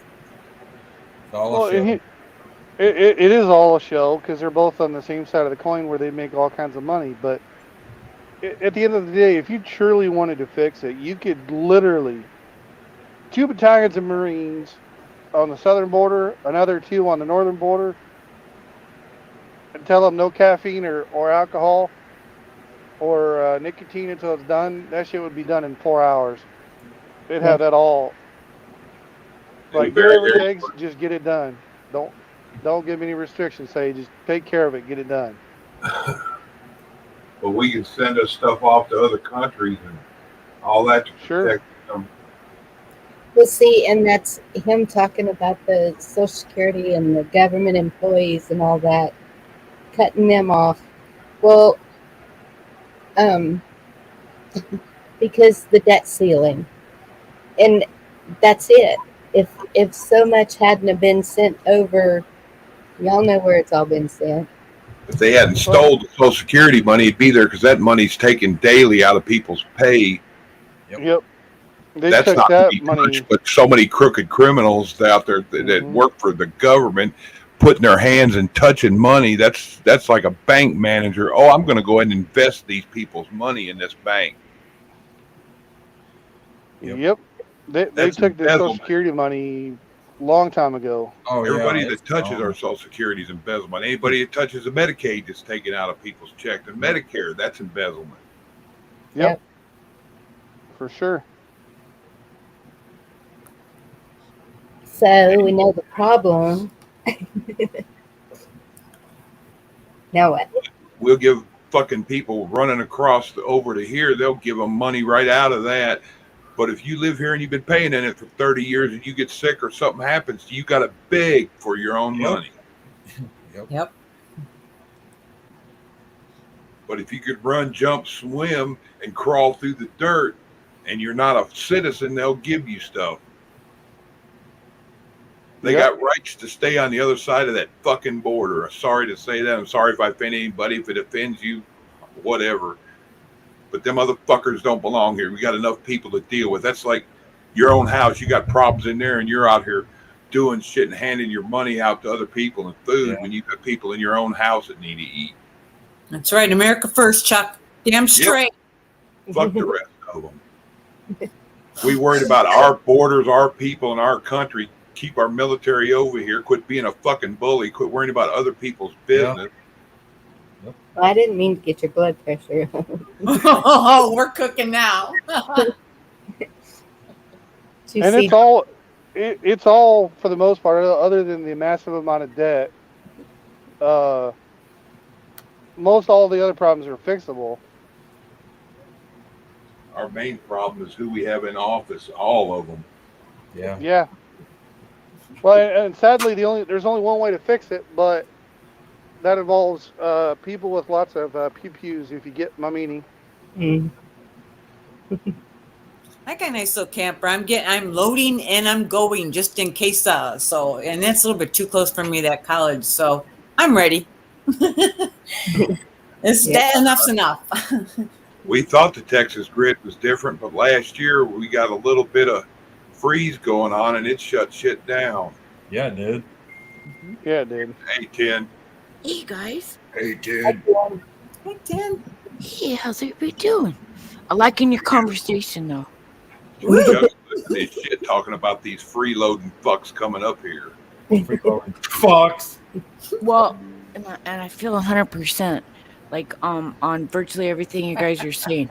The only thing there's a big issue and a problem, and I can see why they might be pulling this shit, is if you look at the population of the United States right now, for every one person that's working, they're actually supplementing like 50 people because we're so off kilter. Yep. And if we do bring in these people and they work at lower wages and then they put money, I mean, there's pros and cons to all of this, but the way it's happening, it's destroying people already here. Right. And yep. It's the way they did it. It's not right.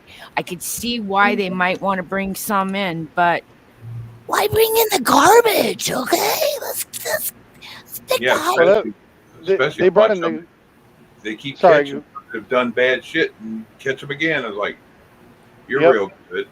Yes, and that's the thing. The ones that are committing these crimes, the one in Texas. Excuse me, that everybody keeps going on and on about. He was not from here. He's been deported 4 times already for crimes that he committed, but still let him back in. And then, now he's done did it. Now what? What are they doing with him? They don't say that part of it. They just keep releasing them or sending them back and then letting them back in. I ain't gonna do shit. No. I don't know if they're paying because most of them's under the table, DJ. If they're coming in here and they're giving them all this shit, they ain't doing stuff. The ones that come in the door that want to be here, that want to do the work, that want to learn English, that want to learn about the Constitution, that want to learn about our laws, that's fine. If you don't want to learn that shit, you need to turn the fuck around and go find some other rock to go under. Right. The problem though, Chuck, is most of the people who want to learn that come in the right way, while the other ones don't. And we really do need more qualified help, and a lot of people from those countries, they know how to do tradesmen's work. And for the last 2 generations, all we've been hearing from our parents and what we told our kids, well, you got to go to college, got to go to college, got to go to college. Not where I live. That's the way I grew up. Got to go to college. So I went to college and ended up having a fucking huge bill, later, from all of it. But I didn't you know, like, well, okay, so my car's coming out of the shop tomorrow, right? And these guys are tearing out of here after 25 years. They say, why are you tearing out of here? They go, because none of the youngins want to do any of the trades work. And we're so low on tradesmen right now. We need auto body people. We need, ain't like who that where I doesn't need live. a plumber? We all need a plumber at some It ain't like that where I live. I Look at grant you these that. green There's a lot of tradesmen here. Yeah, Look at these Maybe green that's a retards. problem too, because like on the West Coast, we've got more techie freaking people out here. Do you know how hard it is for me to find a handyman where I live at? There's only like 2 dudes in the whole town. I'm not cheap. I don't charge cheap here. I can tell you what. I charge $75, $100 an hour on certain jobs. Yeah, but the point of I don't care how much it costs. Everyone needs a plumber. It's a problem is we have a lack of, like, Lazy where I live fucks. at. What's out there? Lazy There's a fucks. lack of it. Sorry, what were you trying to say, Chuck? Before everybody kind of. Yeah, Oh, sorry. I was talking about the green haired fucks. They get out there and they're getting handouts. They get put on Social Security, disability, or the SSI and all that kind of shit. And the only thing's fucking wrong with them, they're lazy, spoiled, and stupid. Lazy little bastards. Yeah. I think that's one of the qualifications, though, Chuck, is you got to come in with colored hair. And I tell my sons all the time, I said, well, fuck, you can't get the top notch jobs. You can't get into, you don't think you can handle college. The kids who, I said, fucking garbage men need a job. The guy out there that sucks the sewer out needs a job. Yeah, you might look down on it, but them people make money. They make honest fucking money. Yeah, they do. That's right. Yes, Or but- go be an electrician or a welder. Go up through your apprenticeship, and after a couple of years, you're making all kinds of money. Oh, yeah. Well, and if we're going to be doing these 15-minute cities, aren't we going to need people to come in and put in high pressurized water systems and things like that? And when things go, not just anybody can repair a high pressure water line. Well, you're not going to like where the water comes from either. Yeah. So, y'all remember whenever they were pushing, like, just to work at McDonald's, you had to have a college degree? Do you remember that? Yes. So that's where that push was, to get everybody going to college instead of a trade school. Thankfully. I had my own work van for 15 years, and I'd go around to Carlisle. I had a bunch of jobs with guys I worked for, and I also ran an ad for handyman stuff because I could do just about any of that stuff. I'd make 75, 80 bucks an hour, and I could have as much job as there is hours in a week. Oh, yeah. Absolutely. And that's all of my grandkids are going trade school. We have electrician, we have plumber, we have perfect. And that's what we are working towards, just in case, because you don't know. And for those people that are coming in that are actually looking to get a better life with their families, those people that are actually carrying their own kids, I understand that. I'm surrounded by them. But the others that I'm seeing, and those ones that are doing the crimes, have you noticed they're hitting the smaller towns? Yeah. Yep. Oh, yeah. The suburbs of Seattle are getting hit really bad. In fact, I'm very nervous about going over to Seattle and I'm over there. And I'm glad somebody's there with my 90-year-old parents, because they'd be a total target. They're doing break-ins in the middle of the day on people over there by Lake Sammamish. And that's basically where Bill Gates grew up, you guys. Wow. This is Lake Sammamish area, and that's a high-end area. And in fact, they found wildlife cameras that were put in somewhere throughout the neighborhood, and they asked all the neighbors, and they're like, we didn't do it. So somebody's been watching them. They're watching these. Oh, it's just scary, you guys. But Bonnie, I wanted to bring up back, not to circle back too much, but on the college thing, you know, I think a lot of it had to do with the career counselors. There were all a bunch of woke libertards, and we were all young, and they're going, well, you know, there's too many LPNs right now, so you got to go for RN, you know, because there's too many LPNs. And the thing is, it happens like that with doctors that come out of college. Okay, there's too many general practitioners, so the ones that are in there, they realize that, okay, so we're going to go to a specialty. Then for like a decade, a bunch of them go to just specialty, and then we run out of GPs. And it's all because of these fucking career counselors going, well, according to the numbers, this is where we're lacking and what we need. And so you think, oh, okay, this is the direction to go. These people are lying to you. Over the last 3 years, too, they got rid of a lot of good doctors because they disagreed with the treatments they were trying to give everybody. Yep. That's another one.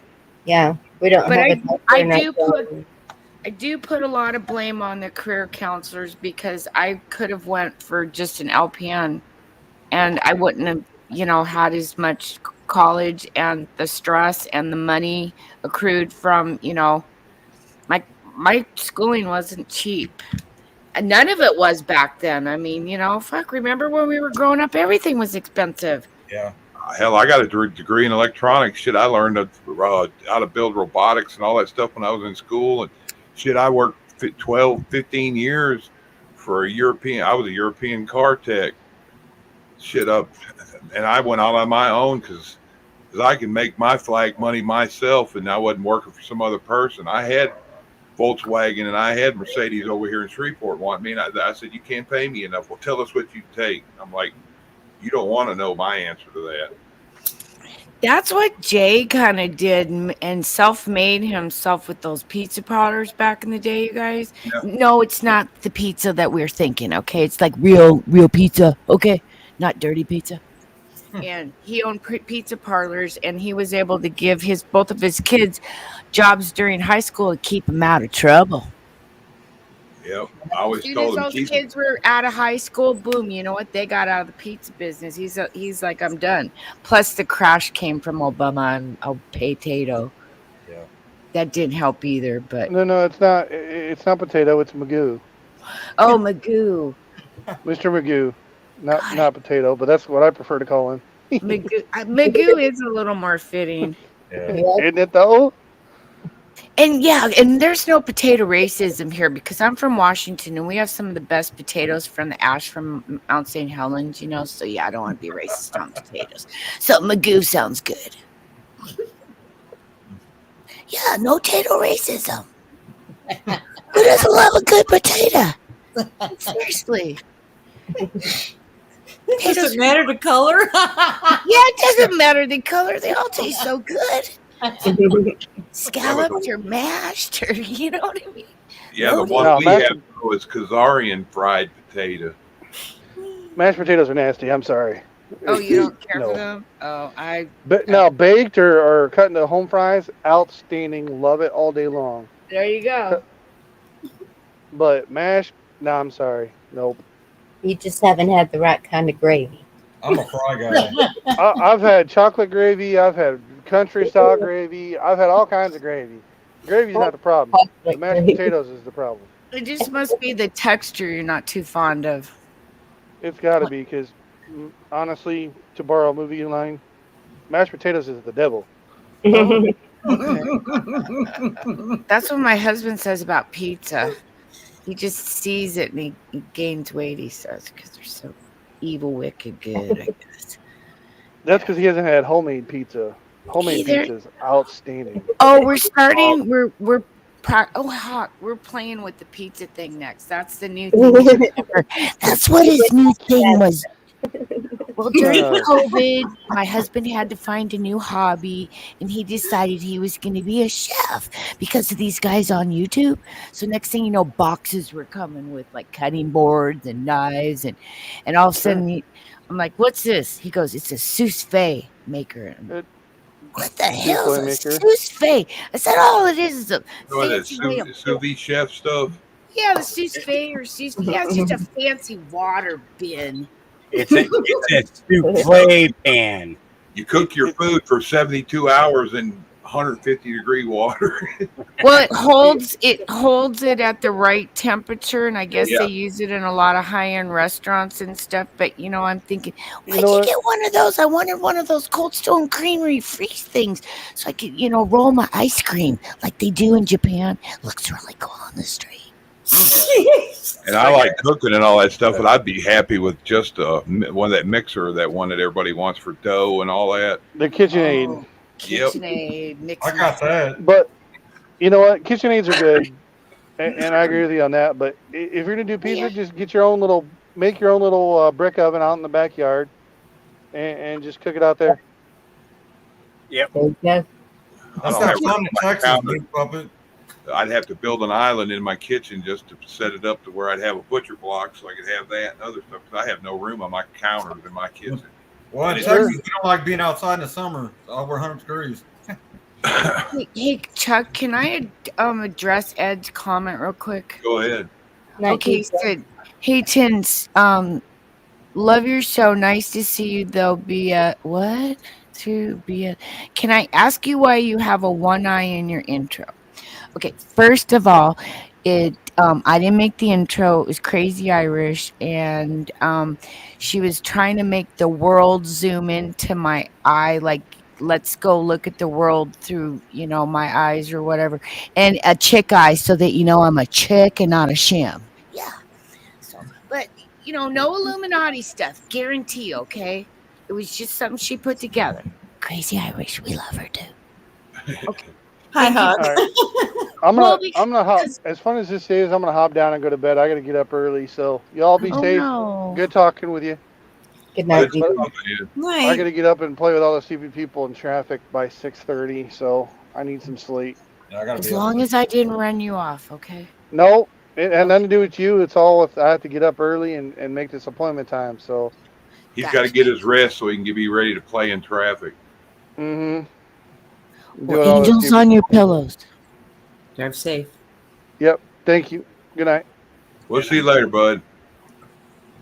Yeah, bruh. No shems. I'm not a shem. Hello, Mr. Hawk. Hello. Hope everybody's doing all right today. Doing pretty good. Very good. How you doing, Chuck? I'm here. I've been out there. I worked half the day just to get a pulley off that damn lawnmower motor. I finally got it off. I got it hot enough. Now I just got to make sure I didn't destroy the seal on the bottom. Might be easier to just replace it. Yeah, sometimes it's yeah. That's what I found about generators.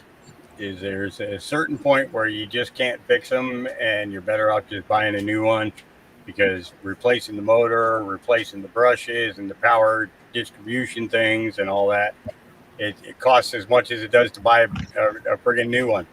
So I was trying to go back to my trade and fix my own stuff because I looked around and realized what a zero turn runs. A cheap one now is $5,000, and it's like, oh my God, this shit went crazy. Oh, they're even more up here, the zero to turn ones. My husband's looking at that next. Anywhere from $5,000 to $25,000. Yeah. I told him, can't you just get the John Deere to limp along just a couple more years, and then just a couple more years, because we spent almost $5,000 on the original one like 6 years ago. But I heard they don't even that about 6 years is the lifespan on those things. Yeah, just a rider now starts off with the crappy ones at like 2,200, and then it works its way up to about 13 or 14 just for a rider.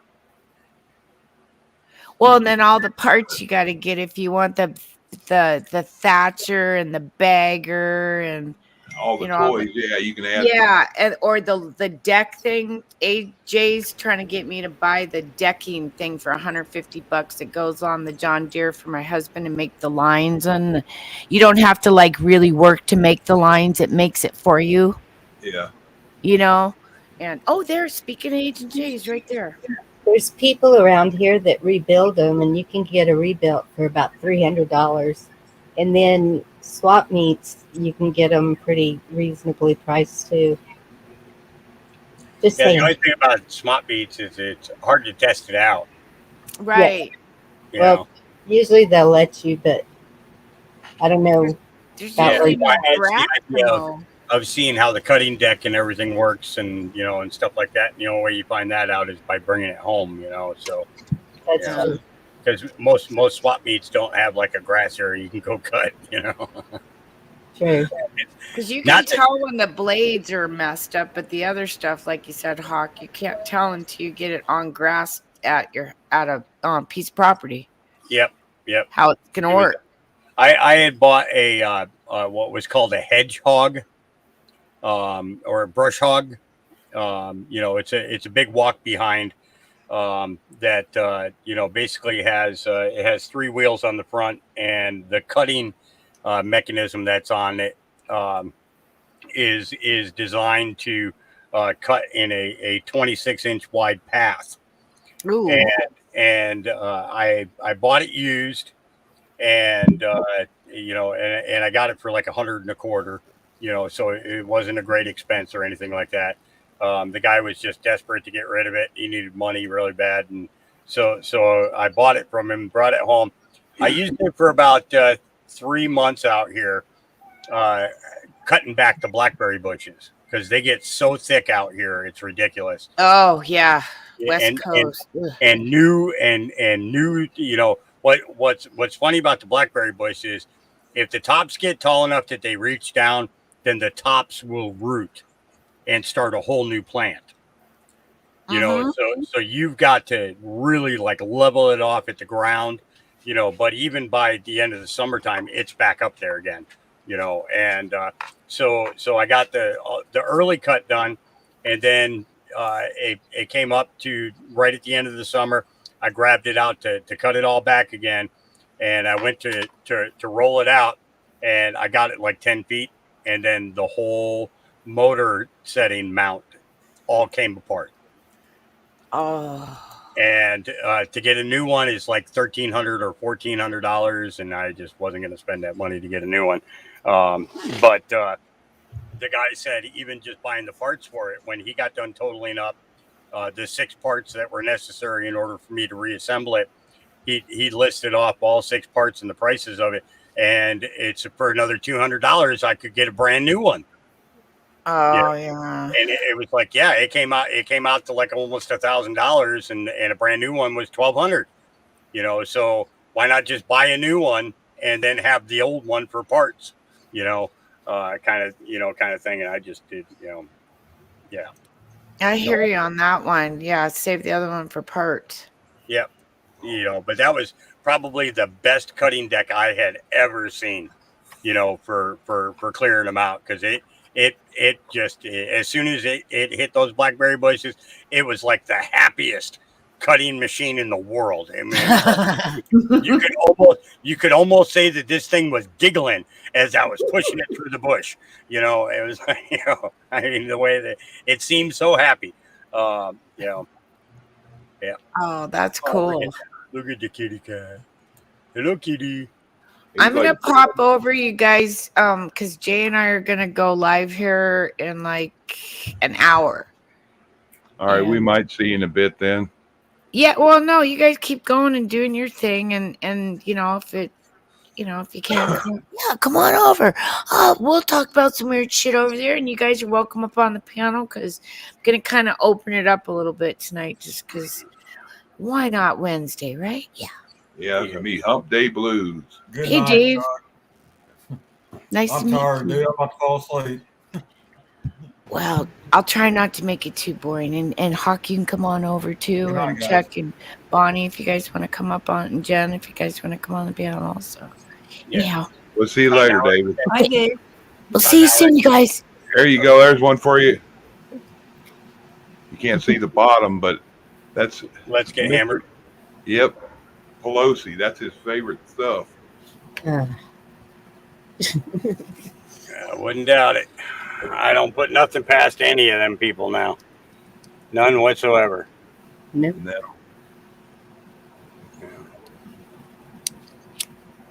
Yeah, that cat my wife got was supposed to be I wanted a Doberman at the time. She come back with him, and he took to me when he was little. He'd get up under my beard and sleep when I was chilling, watching TV or something. And since then, he's mine. Now he'll just sit and look at me when he wants something, like I owe him money. You wanted a Doberman and you got a cat. Yeah. You gonna pay me, man? You gonna pay me? I wanted one of the odd Dobermans. I don't know if you ever seen them, ones that are solid black, don't have any tan at all on them. Yes. One of my friends got a mini. The minis look funny. That's kind of like a black German Shepherd. They just sort of appear. You don't even see them coming when it's dark. Yeah, it's a. So Barry says that Representative Paulina introduced a House resolution Wednesday to expel Schiff from Congress, saying Schiff used his position on the House intel to push a lie that cost American taxpayers millions of dollars. So I'm not going to disagree with you at all. But the thing is it not only should it be expelled, but it's I want you to show the proof that you said you had, that you guaranteed the American people that you had. Yeah, air it all out there. Yep, yep, exactly. And then when you can't produce that evidence, then I think you should be charged. You know, so basically what they're doing is they're filing impeachments. Schiff is one of them. Swalwell is another. Um, uh, and MTG, Margie Taylor Greene there, she today filed not just for the guy in charge of the DOJ, Garland, but also included quite a few of these people who were spreading lies, during that whole thing. Yeah, you also went after what's his name out of D.C. trying to get him impeached. Yeah. Well, wasn't it last year she did it with Joe? Well, she presented it, but there wasn't enough people to do it. So Biden was included in this today. So was Garland. So was Christopher Wray from the FBI. He was included in that. There was a list of like 12. The thing is that there has to be a criminal process to this, not just a political process to this. Right. And the only way that you do that is by total elimination. And the thing is through the impeachment guarantees that as a congressman or a senator being impeached, you can never run for those offices ever again. Yeah, we're tired of hearing talk about it. I want to see paperwork and handcuffs. Yeah.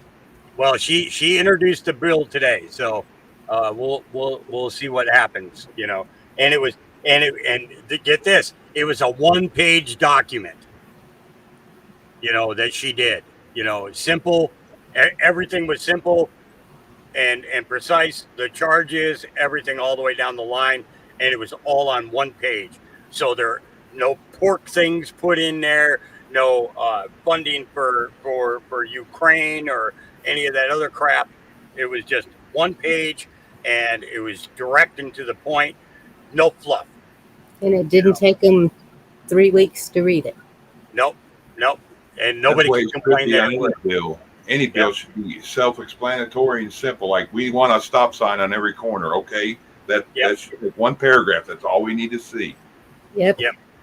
That's constitutionally. It should be easy grammar, easy, and there should be a jury. Yep, broken. Yeah, and that's another thing. There was a thing put forth that if a bill is written, it's given to this board, which is different American citizens from all over the country. Each, how you get jury duty? Yes. It would be, you're getting political duty for 6 weeks or 6 months or whatever, and basically your job is to go in, look at everything that they're introducing, and, as a collective, you decide whether or not it should go to the floor or not. And it's outside of the committees of, or any exploratory committees with Congress or with the Senate or any of that other cockamamie bull poop. Benjamin, don't worry. There'll always be bacon. Okay, don't freak out, dude. Don't freak out. There'll always be bacon. Okay. I'd be afraid though with it, which everybody needs to do that, but they use it like the Hillary lottery and all them people. Well, I don't know where this so and so supposed to show up today. Oh, he had a car wreck on the way here. What's that? Who had a car wreck? I'm talking about if they had started having everybody doing that kind of stuff to look over all that stuff, they'd start disappearing. Oh, yeah. Yeah. Well, it was like Pelosi last year. She's, they passed a bunch of bills and the Republicans never even got to see what was written on paper. And then it came out that, Oh, you'll get to read it when after you approve it. That's too, huh? So if you don't approve it, you don't get to read it. No, that's not the way that this system works. And it never should be. Everybody wants to know what they're signing up for. Yeah. Yeah.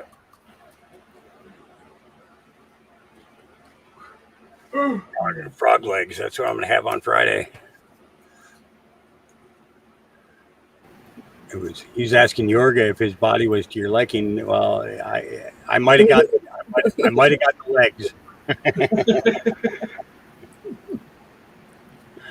Yeah, I got a friend coming into town that on Friday that's going to cook me frog legs.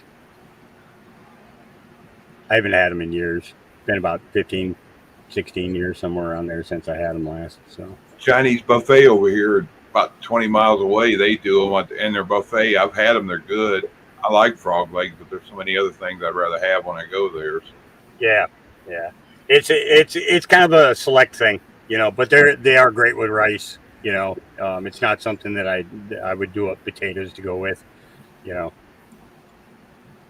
they chicken fry theirs, and when I'm there, usually anything shrimpy or shrimp and lobster sauce or even egg foo young. I prefer a lot of things instead of that. Yep. I'm weird. I go to Chinese place. I like Chinese food, but I like it because you got a big array of things, and I'll get 2 plates for little this, little that, because I like the confusion it does with my taste buds. Yep.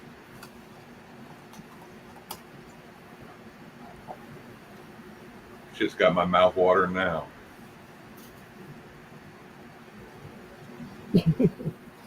Yeah, I'm cooking my supper right now too. My schedule's all wonky. Yeah, I haven't even thought about cooking yet. It's been too dang hot. It's I got a hamburger pulled out, but I won't get to it probably until the sun goes completely down. It'll cool off enough to go out and cook. I got 3 pounds of Angus ground chuck in there that I'm gonna make meatballs out of. Let it simmer in some sauce.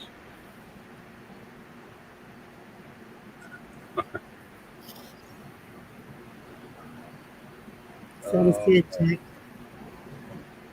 I've never had frogs, so I'm. Tastes like chicken. Yeah, it's kind of like a cross between chicken and rabbit. A little bit it's stringy if they overcook it. But they're pretty good. Rattlesnake better. It's kind of like shrimpy. Oh. I just can't do it either. No. That's somebody was talking about cooking coon the other night. I was like, no, I don't know. Yeah, I got a buddy of mine. I think I told you about that, Bonnie. That his birthday meal his mom would make for him. He'd make sure one of it because he lived 100 miles away from where his mom was.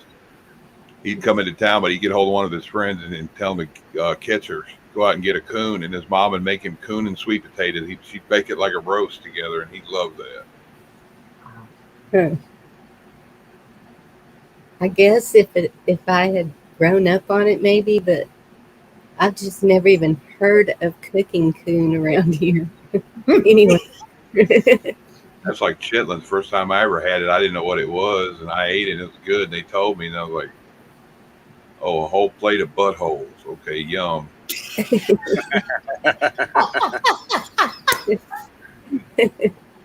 what I wanted to do. I wanted to be eating ass all night. Yeah. Yeah. I think it was in '79 that happened to me too. I had a thing. Well, the meat smelled so good. I took one bite and I'm like, "What is it?" They go cow's tongue, and I spit it right out. So back in the '70s, cow's tongue was really big because that was like the first time that I had ever seen any type of a meat shortage or a price hike. And my mom used to buy it, 14 kids, you didn't eat much meat. You tended to eat a lot of vegetables. So I've had to have cow's tongue before. So Yeah, like back in the 70s, you probably remember Red Fox talking about it on his show. He said cow tongue and bananas, they call it lickety split. Yep. Yep. Oh, Yeah. and I didn't know that's what'd you call it? Crackling? Chitlins.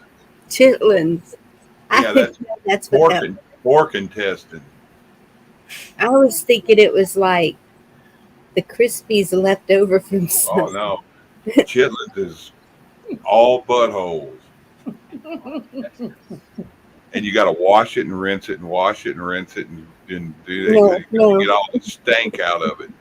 no. That's just no. Yummy yum, some poopy tube. I'll stick to my beans. we grew up on beans. We had beans every meal. Well, supper. Whites tell me, you remember, I made beef tips and rice. I made it with cow tongue. They didn't even know it until they were done eating it. I knew it right away because the texture was off. You got to blanch it, and you cut the one side of the skin and just peel the taste buds and all off of it. And then it looks like it's just a big hunk of meat, like roast meat. Yep. Yeah. Yes, Oh, ma'am. What? I make homemade chicken dumpling. Me too. My mom always did them in a pressure cooker. The only thing I know about asses and elbows is, or chitlins, whatever you're saying, is my dad would say, all I want to see is asses and elbows. Get to work. Yep. And then what is it? Cow stomach is tripe, and people eat that too. And it's like, if you don't cook it right, it's like big old bunches of rubber bands. Yes, and that's what they use for menudo, right? Yep. Yes, because my next door neighbor, I went to high school with her, and she was all, "I'm making menudo. You got to try it." And I took one bite, and I was like, "I don't think so." Yeah, that's what pork dirty rice. Talk about chicken livers. I use that to make dirty rice or boudin or whatever they call it. Is a rice casserole, and it's flavored with it's like spicy sausage, chicken livers, onions, bell pepper, jalapenos, as you want to say it. No. Or me, jalapenos. I like the That's the way my daughter said it last night. What? It was back in the 70s, 79. Pickled pig's feet in bars. Yep. Yes, they still do that. I'd eat them and the purple eggs, pickled eggs with beets. Yep, they still do that. You know what you get if you cook Hallard wieners in Bud Light. Red ass. Happy Piggy. cook them in Bud Light. You get hammered. I did karaoke on somebody's show this weekend. I don't remember who. I think it was Creek Father. I saw that. I did karaoke on there with him. Sang a couple of songs. I said I was gonna do Summer Lovin', but I don't have no beer light or Bud Light here, so I can do the Sandy part. My daughter would have helped you with that one. Yeah, Vicky wants me to talk about oxtails. Vicky wants me to find out from one of her sisters or somebody how her mama used to make oxtail stew. She said, there's a Jamaican recipe guy on YouTube. I don't remember what his name is, but if you type in Jamaican oxtail stew, and the recipe comes up. I'll check it out. Oxtail. Yeah. All it is it's got the tail cartilage in it, but it's mostly like extensions of the tenderloin coming off the back that runs down the tail. All it is, it sounds like you men will just eat anything. I'm sorry. Ready for hard times, huh? Well, you know Mikey eats everything.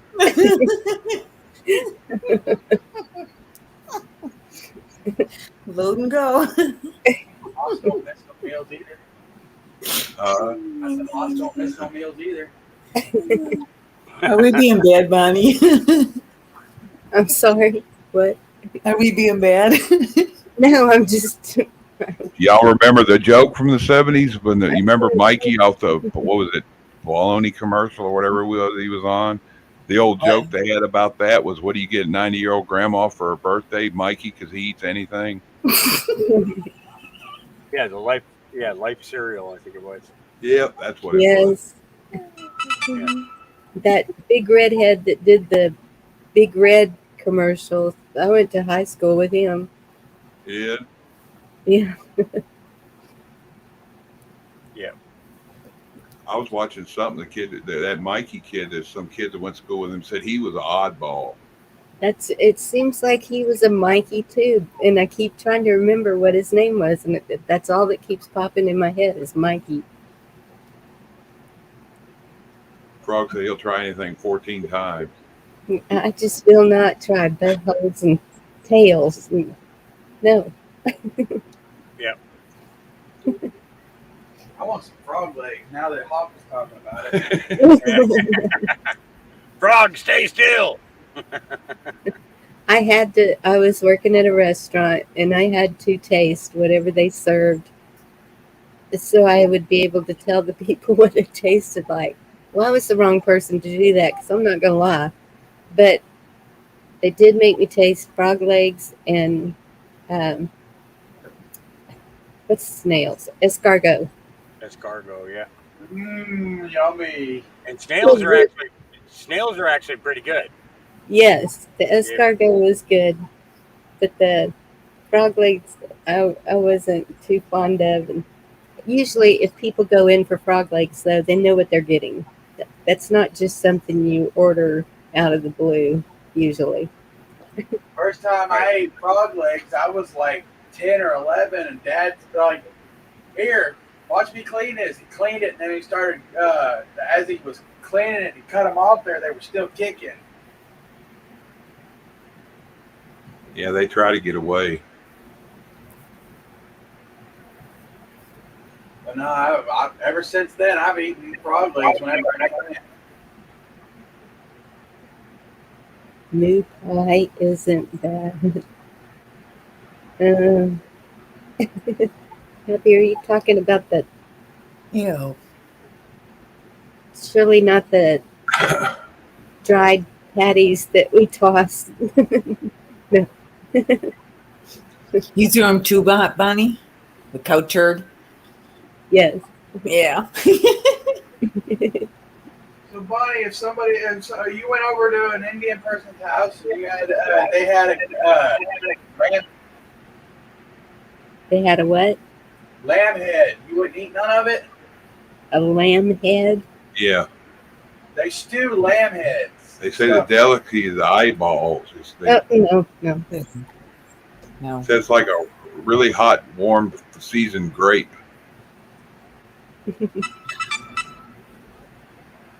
No. Yeah, I don't think I'd stop there. I was like,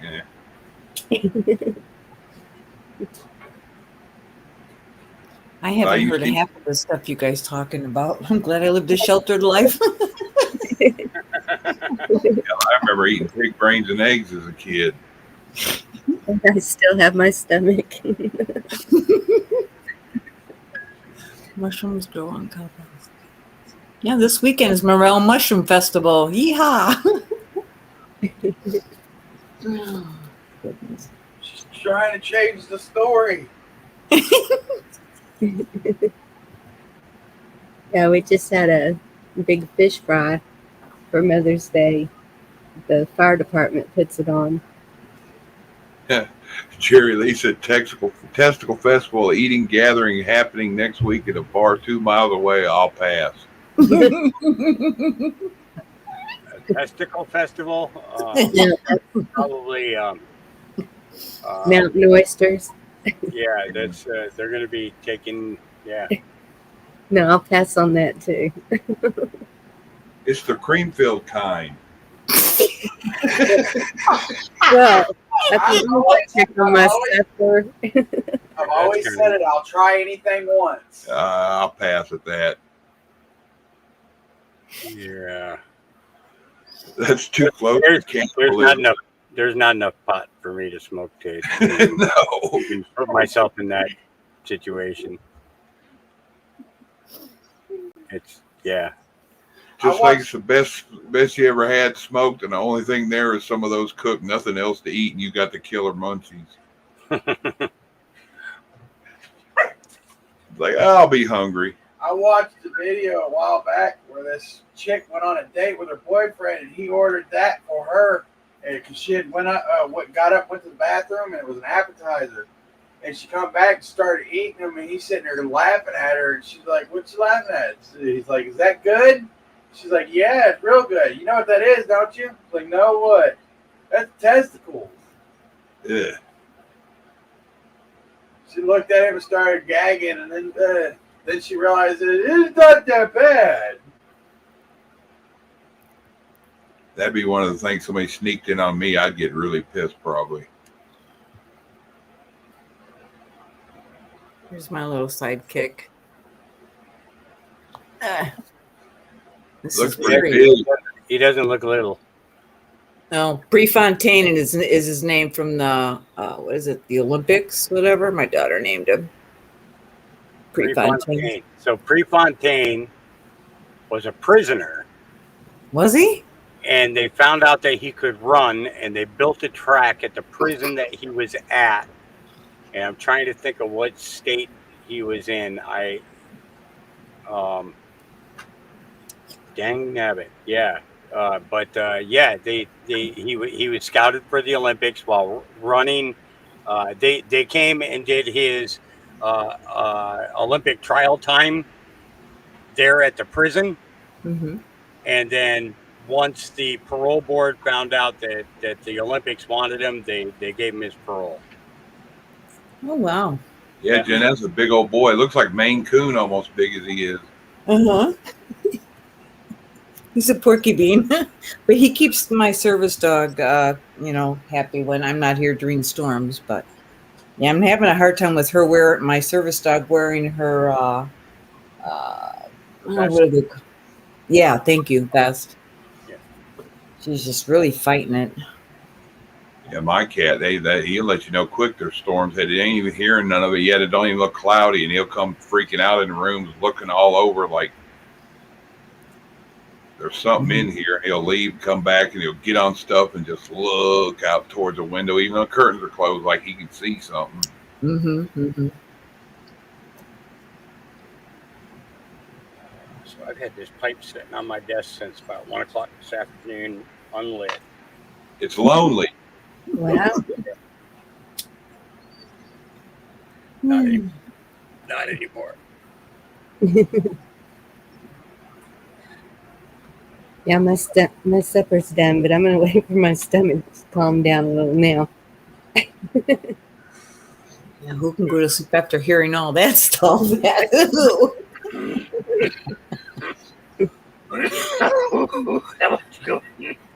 I'll eat a chicken, but I won't touch a frog. I will not touch a bunny. No cow. Well, yeah. I like ribeye, but Rabbit stew. They say all them thoughts change after you ain't had anything for about 5 days. Oh, wow. Neighbor starts looking good. Let me see if I can find the story on that.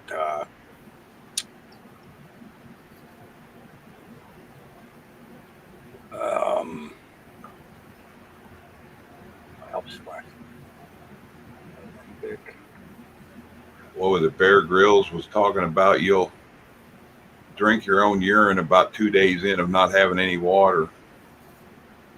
Yeah. Well, we were talking about that last night too. House and pepper rabbit. Oh no, it's not the same guy, I guess. How filtered can that Murphy get? I've got the filters. I need to get that built. I've got live straws, and I got my 5-gallon buckets in there, and my other filters, I got to put them with my rest of my stuff. What's the cheaper version that's like a cup size? A drinking cup. Oh. Well, whatever it is, I have those too. But I was watching a guy make like life filters out of scrubby pads. He cut circle and putting them in them plastic cups like we get from McDonald's and all that, the bigger ones. He poked 2 holes in the bottom, put a 2 layers of that scrubby on it, and then he had his sand and his charcoal in it, and I'm trying to remember what else he put on it. And then he put another 2 layers of that on top, and I think he put gravel on the bottom and the top of it, hold that filter in place so none of the stuff washed out. It ended up being like 3/4 of the cup was full, so you get like out of what a 40-ounce cup would give you maybe a pint of water. I saw our Wild Man do that with a soda bottle, and I think he used a tube sock or something for the filter, and then rocks and grass and gravel. Just what he could find right there at the river. If you want charcoal that'll work for your filter, and all you gotta do is find this real charcoal, like when you go to the store, what's it I can't remember the name of it, but you shake the bag around and it sounds like weird sounding like glass. It's actual real char. I've seen it at Tractor Supply. I see it outside my door. Yeah, and you can make it in charcoal. Yeah. Yep. I want to get 2 of them drums where I can make it. Take a 30-gallon drum and have it where it'll close. You take the rubber rings off of it, put it inside of a 50-gallon drum, build a fire around it, and the fire around it will crystallize all that. It'll burn it, but it won't burn it away because it has no oxygen to breathe and burn off. So it just turns it into char crystals. Okay, so this is the guy that I thought you were talking about. And the name of the movie is called The Jericho Mile. Came out back in 1979. I think I remember about that. I'm keeping that link. Keep forgetting that. And he ran and ran and ran. It was, you know, he got sent to prison. Larry Murphy. He was stuck in Folsom for life on first-degree murder. And he spent all of his time running everywhere, you know, and the facility did have a really shabby track out there, but the guards were watching him and everybody was watching. They started timing him, and the guy was under 4 minutes a mile. Wow. So yeah. So, but and he was an Olympic runner. He became an Olympic athlete. So thank you. Yeah, I remember seeing that 100 years ago. Yeah. I'm trying to think of the guy's name who played him, because the guy's been in so many. Peter Strauss is the guy who played him. What the hell else was Strauss in, just so people would know who in the hell he was. He was in The Nick of Time with Johnny Depp. He was in Triple X State of the Union. Richard Wilson. Yeah, he was on Grey's Anatomy for one episode. He was on Law and Order one episode. Royal Pains, same. But he was on the TV show State of the Union. Biker Mice from Mars. He was in that. Who said Richmond Coleman? Yeah. He did voiceover for the Kids 10 Commandments cartoons that they made. He was in the original Murder on the Orient Express. He was in the Men in Black Yeah. movies. Do. Talking about the guy that played Agent Black. No, he was he was like a supervisor above them in Men in Black. Yeah. I'm looking to see what TV shows he was on. There's a Jericho Mile. He was in The Last Tycoon. He was in Rich Man Poor Man. The TV miniseries that they did. He did a whole bunch of stuff with Disney, Disney movies with animals and stuff like that too. But yeah, it was. So I was thinking it was the other person. So I apologize. I made a mistake there as to the name. Yeah, because somebody was saying in chat that Fontaine was from Oregon. Yes, I remember hearing that after I moved out here.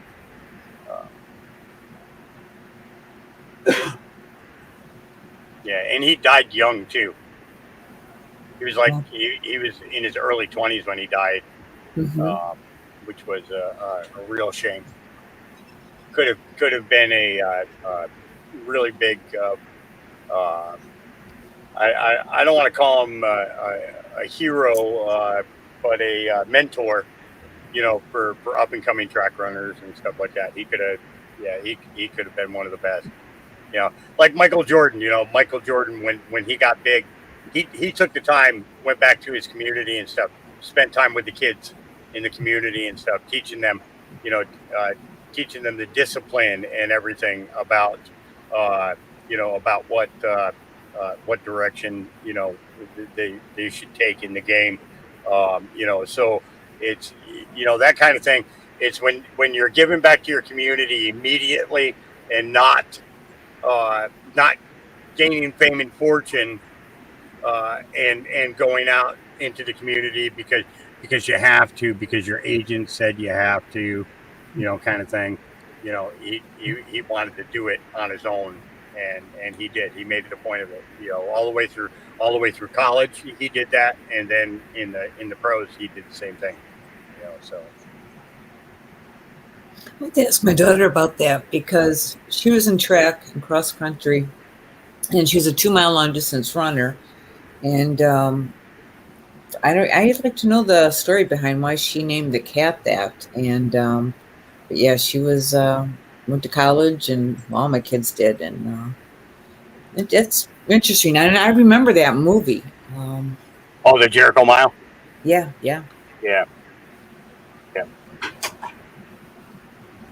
I might even watch that tonight now. Dang it. I'm not kidding. I'll probably end up watching that tonight. I'll find a site that's got it on there, and I'll be watching it, no doubt. It's on YouTube. It's on flipping YouTube. Yeah, it might be a freebie on there. Oh. Yeah. Yep, it's on YouTube. Yep, and it's the full movie too, hour and 36 minutes. I'll drop the link into the private chat. I don't know how to grab it. I don't know how to do that stuff. Yeah, all you got to do is go to the YouTube the YouTube search and type in the Jericho Mile. Oh, okay. Yep, it'll come right up.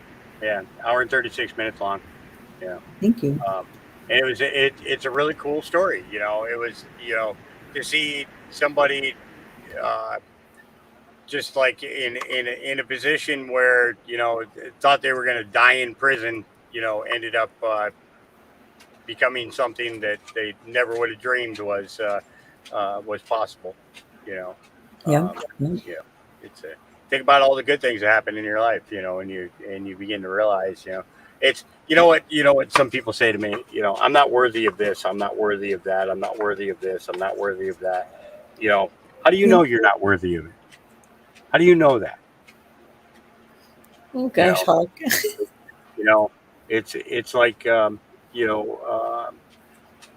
okay, so we all make mistakes in our lifetime, You know, absolutely no doubt to that. We all make mistakes. You know, and you know, part of the problem is you know, it's one thing if it's a crime that does any type of harm or scarring to an individual. Okay, that I understand.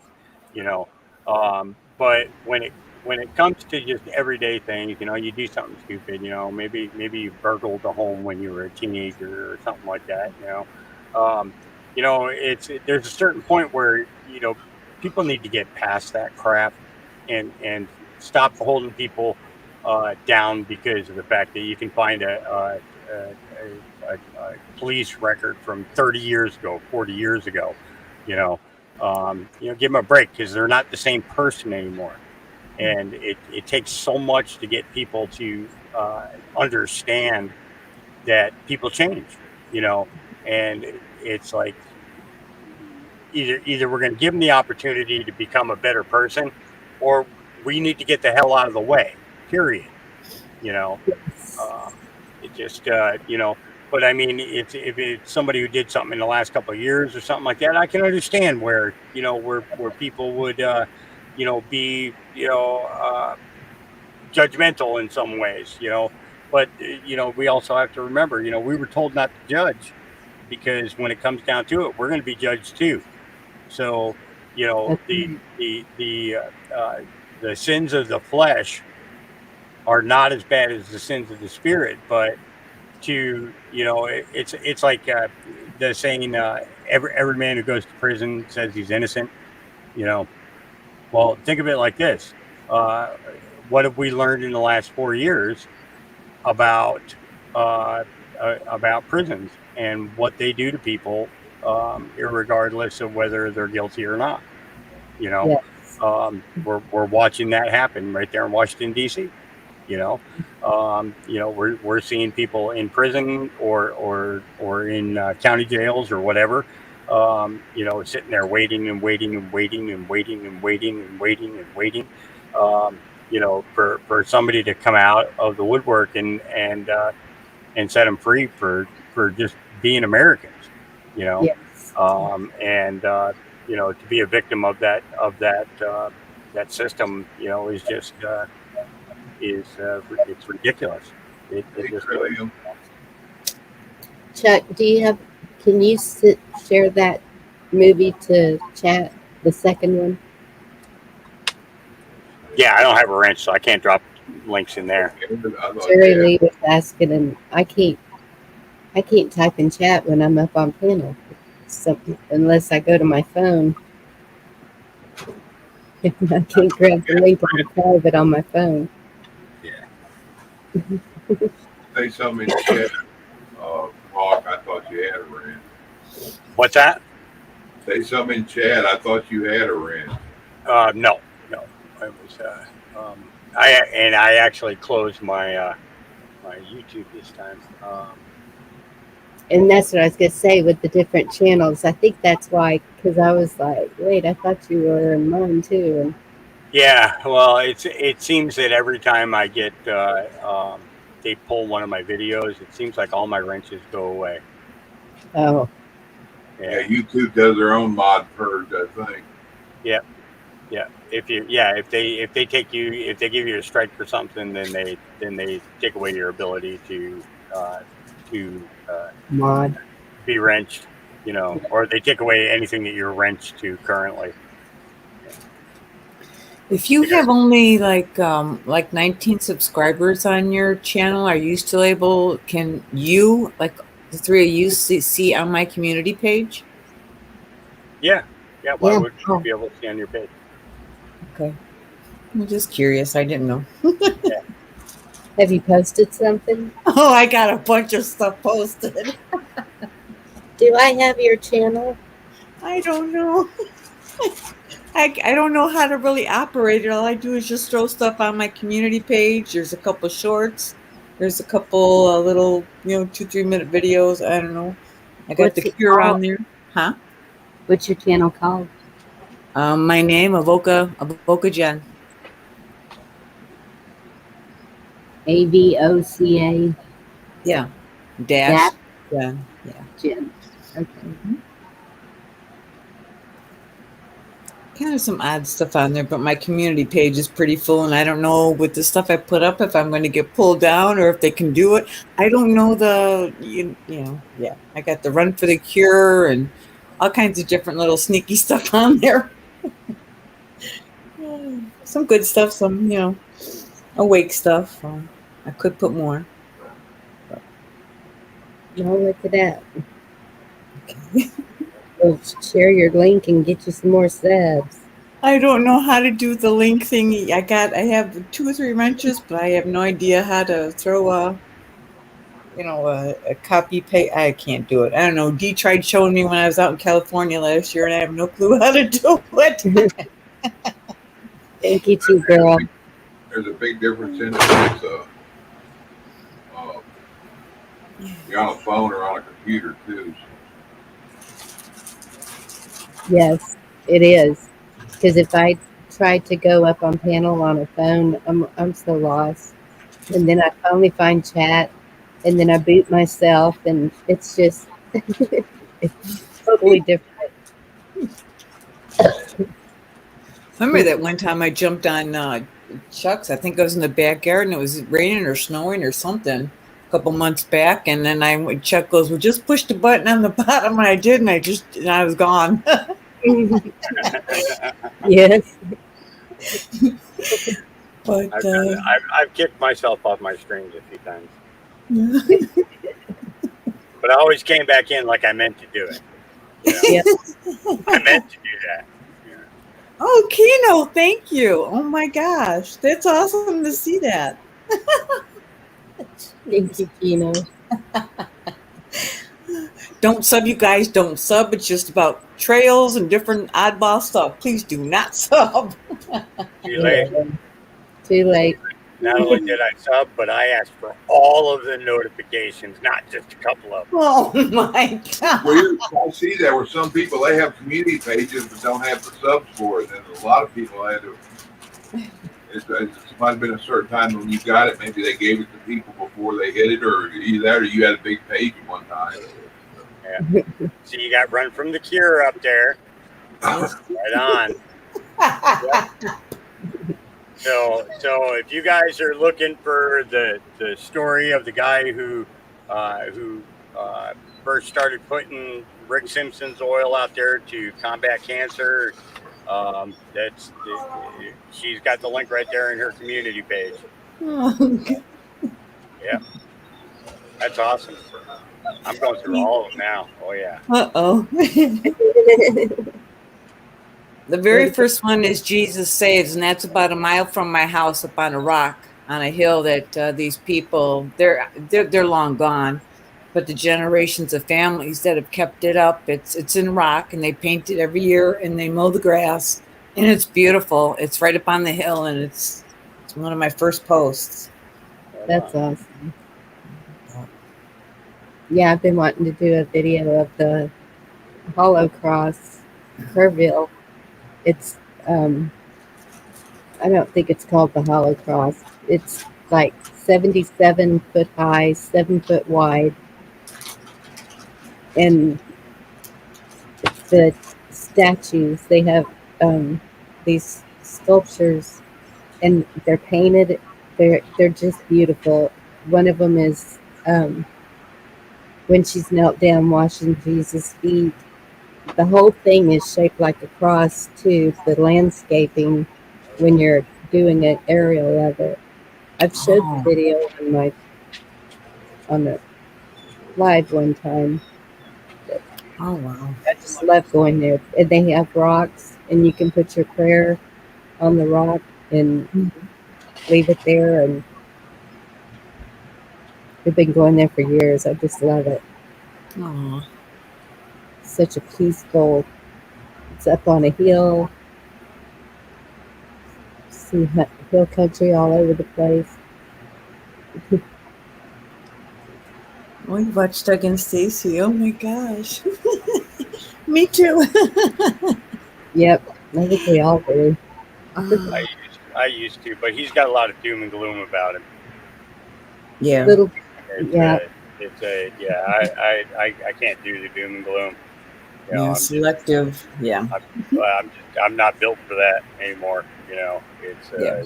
doom's coming. Believe me, the gloom is going to be on their side. You know, because I'm going to start with my spoon, and I'll have a full arsenal by the time I'm done with them. Yeah. So it's pick up whatever I need over the first body I step over. So just not gonna do it. You know, there was a time that that I started to get into that mode of it, and I had to stop myself cold dead in my tracks because of the fact that that's not where I want to be. You know, and I'm not gonna allow somebody else to put me in that. You know, so it's like when I go to other people's channels, if the first thing that they're doing is doom and gloom, it's like I'm gone. See you later. Bye. You know, not even gonna talk in chat. You know, I'm just gonna go ahead and get out of there because it's just nobody needs to be there. Nobody. You know, we have enough of that going on in our daily lives. You know, why make it more difficult by adding to it or upon it? You know, Well, that's true. Stop yourself. Ready to just come up and kick them in the hushka? Is that what you called it? The hushka, yeah. Thank you for that. No, yeah, but you see, you weren't doom and gloom. You were just having, you were just you're going through some stuff, you know, and you're not all doomy and gloomy about it, you know. So, yeah. I'm going to be filming the area where we're doing the tiny home community, so that'll be coming up soon. So positivity, hoping for the veterans. But you know what? And it's horrible that it takes so much to stay positive these days. And that's where you have to just back up and start spending more time with God. And take a deep breath.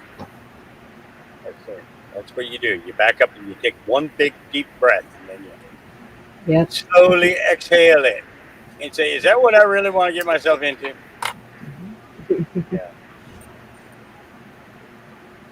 Well, this border is kind of concerning. I'm sorry, I'm on the front line, and so I try to tell everybody what's really going on because we know what they show on the cameras is not.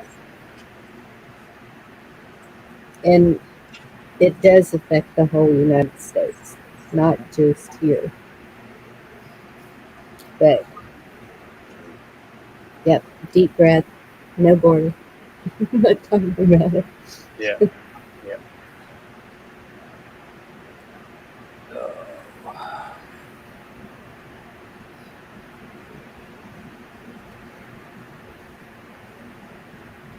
Yep. Heavenly Father, I thank you for everybody here, and I pray the power of protection and blood over everybody in healing. Amen. Amen. Thank you. Wow. Just wow. Sometimes that's what happens. The spirit spirits.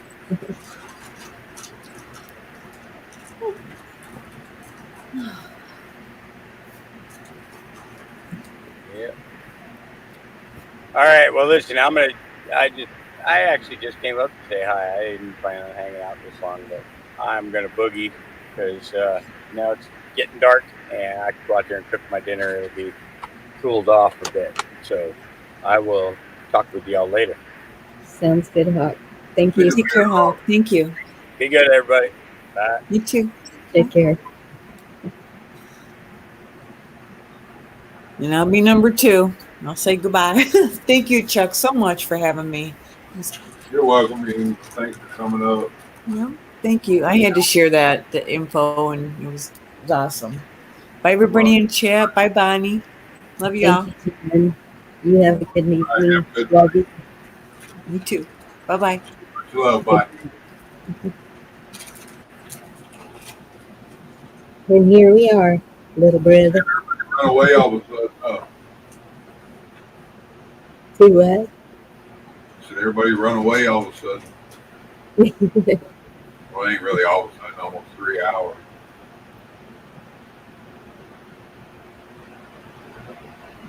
Yeah.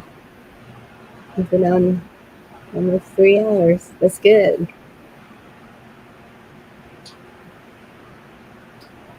I'm glad you went on. I've been so busy today, and then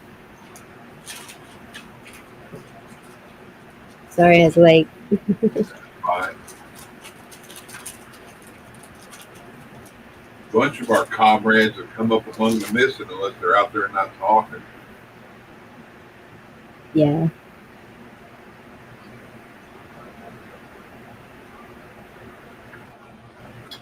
I guess he'll come up if you're going to hang around. I'm thinking Yeah. hopeful that we want to make meatballs. It's what? Damn, it's 11:15. I didn't realize that late. Oh, you haven't made them yet? No. I was him hauling around. I don't even know if the meat's froze or still froze or not. It's up to you. It's your show. It was long. I thrown a whole bunch of stuff out in the beginning. I'm going to have to go back and rewatch what the beginning was. I missed it. What do you get? I was getting myself wound up too. It just pissed me off, and everybody ought to be mad. Well, yeah, that's it. It's hard not to be mad and get all, but that's when we gotta remember the sing and do. Everybody needs to realize too, they're playing us all for fools. They think we're stupid, and they don't really care what we think. On top of it, right? Yes.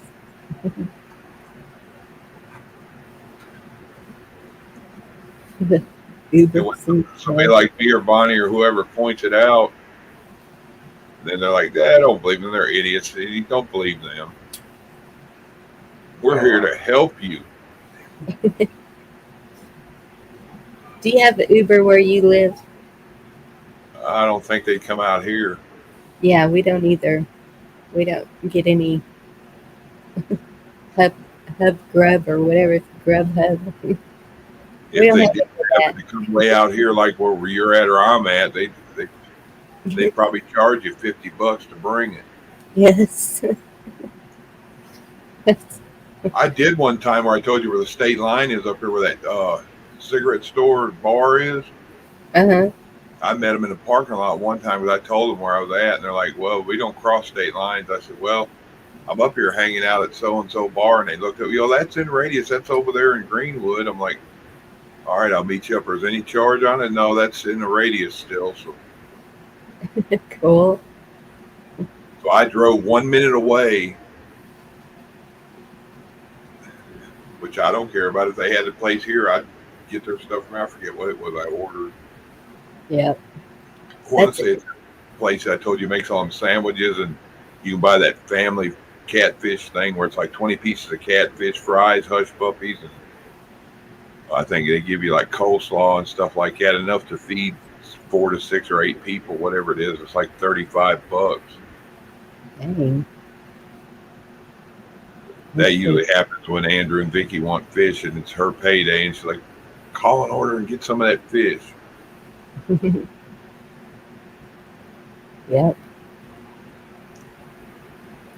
Back in the 80s, my car broke down in Austin, and so I got a taxi to take me home, and I'm like, and that was way back in the 80s, and it cost like, I think it was $75. It was something ridiculous.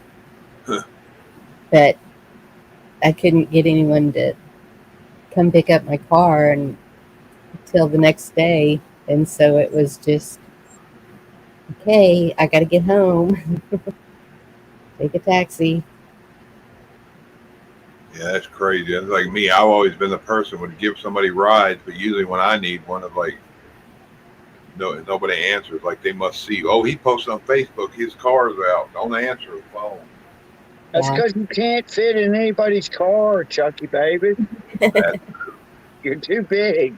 I drive Vicky's Toyota Corolla. Granted, it looks like I'm somebody sitting up in a casket, but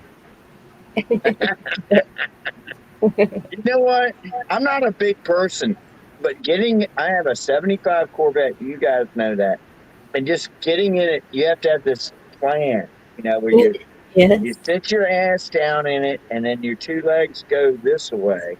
And then the back to get out. I've seen so many people crawl out of a Corvette on their hands and knees. yeah, combat crawl. Once you get your legs out, then stand up. That'd be me. No, you got to spin your ass around and get your legs out, and then you go. So you have to figure it out, man.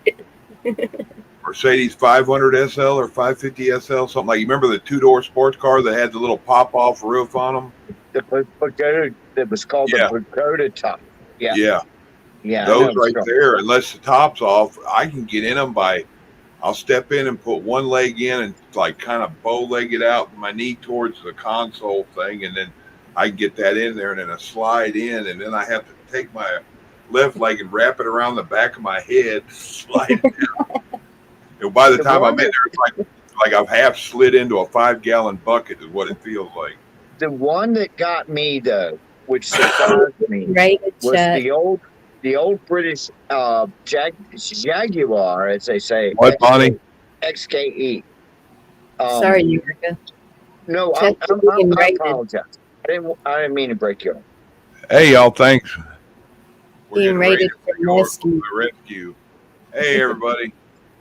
Rescue's here? Okay, cool. No, but the Jaguar XKE, which was like the British Corvette, but a big man could get inside that thing. It was like, holy hell. Once you got in it, it was like, long legs and, to get the clutch pedals and everything. It was like, holy shit, this thing was actually made for a big person. Yeah, one of the ones the seat did move. Was it Jaguar he's talking about? Yes. My first job at that European place I worked at way back in the late 80s was they had a mechanic there that was doing a restoration job, and he did everything but finish putting the motor together and hooking it up. He had the cylinder, or the block was in there, the cylinder head was sitting on it, but nothing else. Right. And the guy goes, I'll pay you for his whole job if you do that, and then I'll look at it when you're done, and that'll depend on whether I keep you or not. And he goes, I'll let you have the money for the whole job. And it was a big job. The guy made a lot of money restoring it, but he never finished it, so he never got paid. Oh, man. So it took me right at 2 weeks to get everything situated, finished, arranged. And I got it all back together. And I found one of the books that had the breakdown on it and pictures of under the hood. And I had everything down to what they used back then for zip ties for wires and everything in the right spot. And he looked at it, and the old man, his dad, it was his place, and he's the one that told me that. He come and looked at it, and he got tears in his eyes, and he's like, that's what we need around here, somebody that has passion for their work. Yeah, British Leyland was the company, and man, they made some crazy stuff. Yeah, this one had a V12 in it. It had a V12. It was basically the motor out of a World War II Spitfire fighter plane. And a V12 in it. Yeah. Hey, everybody. Check him over and grab my slipper. Be right back. All right. Yeah, the XKE. Hey, Bonnie. Hey, Ron. Hey, Yankee. Watchdog. Hey, Barefoot.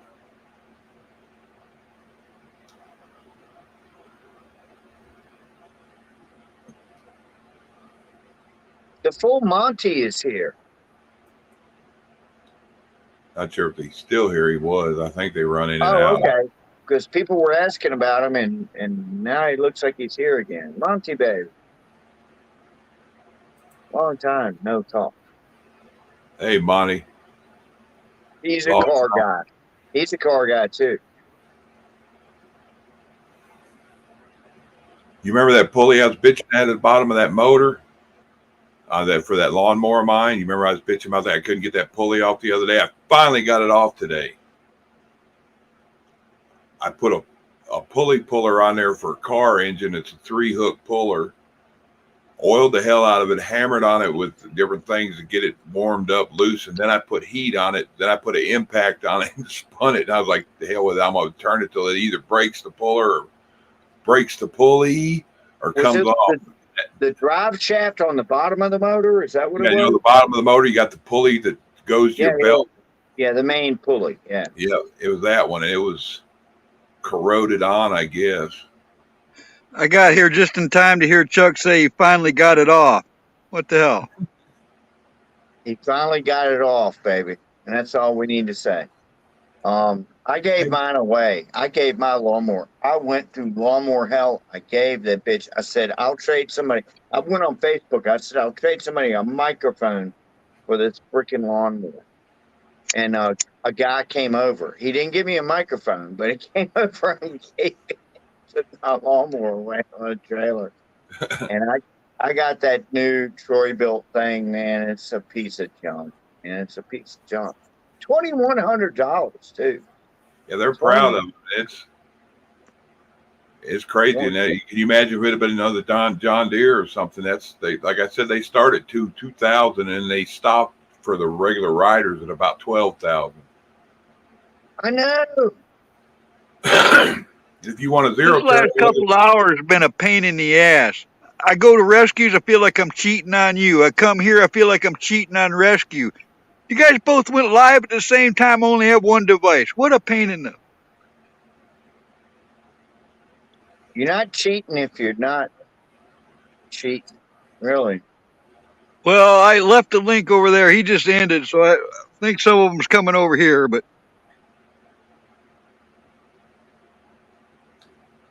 I don't know. That's the problem with live streaming at the same time, I guess.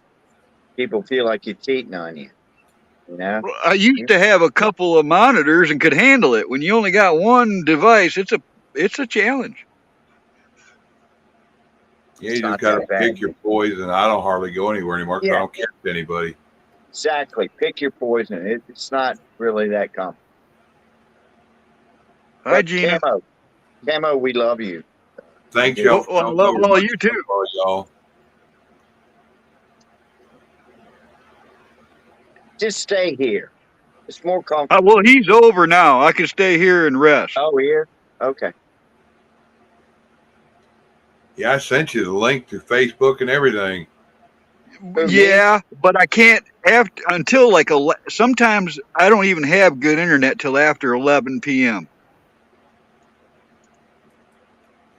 I don't know what that's about.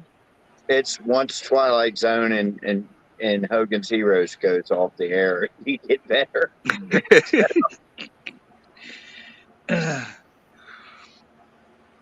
Oh. I know. It's stupid, but it's funny. No. I used to watch Hogan's Heroes, man. I think I've seen every episode. I know I've seen every episode. My favorite thing was the stump. I so wanted to make one of those stumps with the little trap door. I know. I wanted one of them too. We used to have this island that we would go to when we were kids. And somebody had the bright idea of digging a hole down into the island, and it was all sand. And then digging a hole this way, and then digging a hole back up. It was like Hogan's Heroes. And we did it, and we crawled through it 1,000,000 times. And I was, in later life, I'm thinking, what if that whole thing had just come down on us, man? It was all sand, what the hell, nobody's, there goes Gary. You got lucky. Nobody's going to drag me out of there. You got lucky, man. There's here in Michigan, where I grew up, there's the largest gravel pit in the world. It used to be. It was actually 3 gravel pits, and on a regular basis, kids would go out there and dig into them sand hills and disappear. Yep. We have gravel pits down here or they're gravel pits and sand pits that you can only get to by boat. And when I take my boat down, you know, that's one of the places we hang out at because there's beaches and whatnot, you know. But yeah, we had a kid, and I swear, you've heard of not rescue, but what is it? The 411 thing. Missing 411 David 411. Paladis Yes, or David Pilatus. Pilates. There's one case that he's never brought up, and it happened to me. Well, it didn't happen to me, but it happened to somebody I went to school with. 1969, 1970. They went on a school trip that I was not on, and this kid was the president of the school. He was the most popular kid in school, but he was like 9, 10 years old, and they went on a school trip to the sand pits, which they called at that time the gravel pits. And they were taking a walk or whatever, and he said, "I don't feel well," and he was going to go back to the bus, and the teacher said, "Okay, fine, you know, go back to the bus." And they found him drowned in the freaking water, you know. And I've tried to look up stuff about this death, and you know, after all this time, man, I swear it was like 1970. I can't find hardly anything about it. I'm not going to say the guy's name. I know exactly what his name was, but It's was hard like, to find information on those old cases online. It's not easy. They have to be famous to find anything on them. I can put his name in, and you would think it would come up, and there would be an obituary, and there was something else, and there was something else, and then, you know, he was on a school trip, and for all of us kids, it was just like all of a sudden the most popular kid in their school is gone. He's dead. You know, yeah, you know what I mean? I mean, it was freaking weird.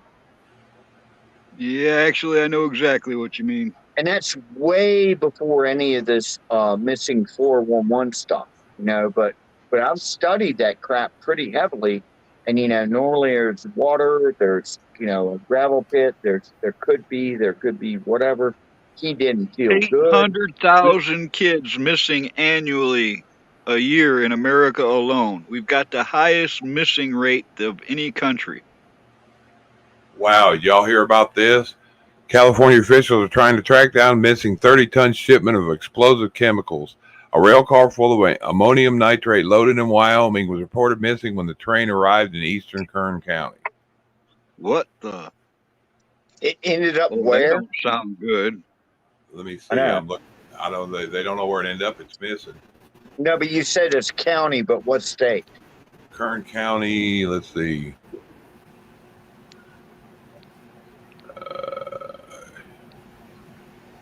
The rail car loaded with 30 tons of chemical at Cheyenne, Wyoming, and April 12th. The car was found to be empty after it arrived 2 weeks later. Rail stopped at the Mojave Desert. Let's see. That sounds super fishy. Must be California. Yes. Right. Do you see the migrants that were kidnapped? It was like 70 of them kidnapped. They were on a bus, but they were kidnapped in Mexico. That's 30 tons, 60,000 pounds. Of what is it? Ammonium nitrate, same stuff they used in Oklahoma. Yeah, that'll make a mushroom cloud. Oh, a kaboom. Hey, Hick. Yorga, you reminded me of when I was a teenager. Me and this buddy of mine got the great idea. We're going to make our own island out in the swamp where nobody knew where it was so we could grow our pot. So we spent all winter loading up the ice, made a giant pile, put some tires and stuff so we could walk out to it. And it thawed and the island came. It happened. We had a pretty good size, maybe 20 by 20 foot island. And so we go out there, we plan our stuff. I mean, everything was going according to plan, right? I mean, the plants came up, they were a few inches tall. And one night I decided to go out and check on them. And I'm walking over them tires and bricks and stuff to get out to the island. I put 1 foot on that island, and the whole island moved. I mean, like furry moved. All right. And I noticed that every plant was gone. And when I stepped on that island, I killed like 30 wolf spiders in one step. That whole island, because it was soft ground and fresh, was spider egg haven. And the whole dang island was just like an inch thick of wolf spiders. It was unreal. Holy shit. It's like you had a great plan, but the spiders had a better one. Yeah. Y'all listen to this video. This is Elon Musk's dad. We are being brainwashed to be told that Ukraine is good and Russia is bad, and yet they have found multiple bioweapon laboratories belonging to the United States in Ukraine. The Ukraine is led by a stand-up comedian who became president, which is extremely odd to me. I wish him good luck, but it's extremely odd to me. Then I would say, if you look at Biden himself, he's obviously not running the United States. The United States must be, it appears to me, is being run by a bunch of misfits who are getting revenge for having been treated as misfits over the years. That's what it appears to me to be. It is being run by a bunch of misfits who are getting revenge for being treated as misfits over the years in the United States.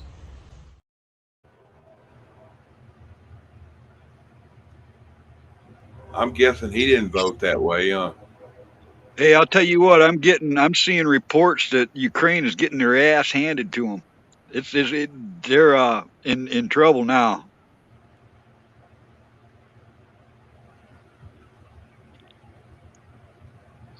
I don't know what to say about that war. I really don't. I've heard that Ukraine has been getting their ass beat the whole time. I've heard other stuff, like if you listen to CNN, they say, "Oh, Russia's losing like shit." It's like, I don't think That ought to so. tell you right there, Yurga. I've been following this guy who's been on the ground since it started. And he goes over and he talks to the civilians that are there. And some of them are of Russian descent and prefer the Russians. And the element that's there that we, Operation Paperclip kind of crap, those elements are firing on their own people and stuff. This whole thing is baloney. Don't listen to none of the mainstream, because that's not where you're going to get the truth on old Ukraine. I'm stepping away a second. Oops. I'm with you though, Camo Call. I'm with you on that one. I don't know what to think about that shit. I don't know who the good guys and who the bad guys are. It's so much like they're all bad. There's no real easy answer. That's the problem. Like the whole western part of Ukraine was good Russian people. All right.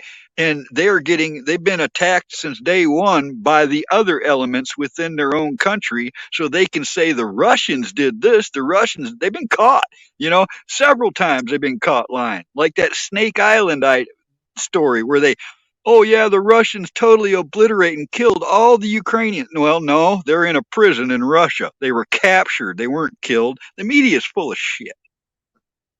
It's hard for me to believe in this day and age that the information is so fractal. Disinformation, misinformation, all propaganda. Yeah. You would think in this day and age that we would get actual real time, this is what's going on, and we're not. And that's because they get censored and blacklisted and they hide all that from us. It's incredibly scary though, for me. Independent Manny United, baby. She's here.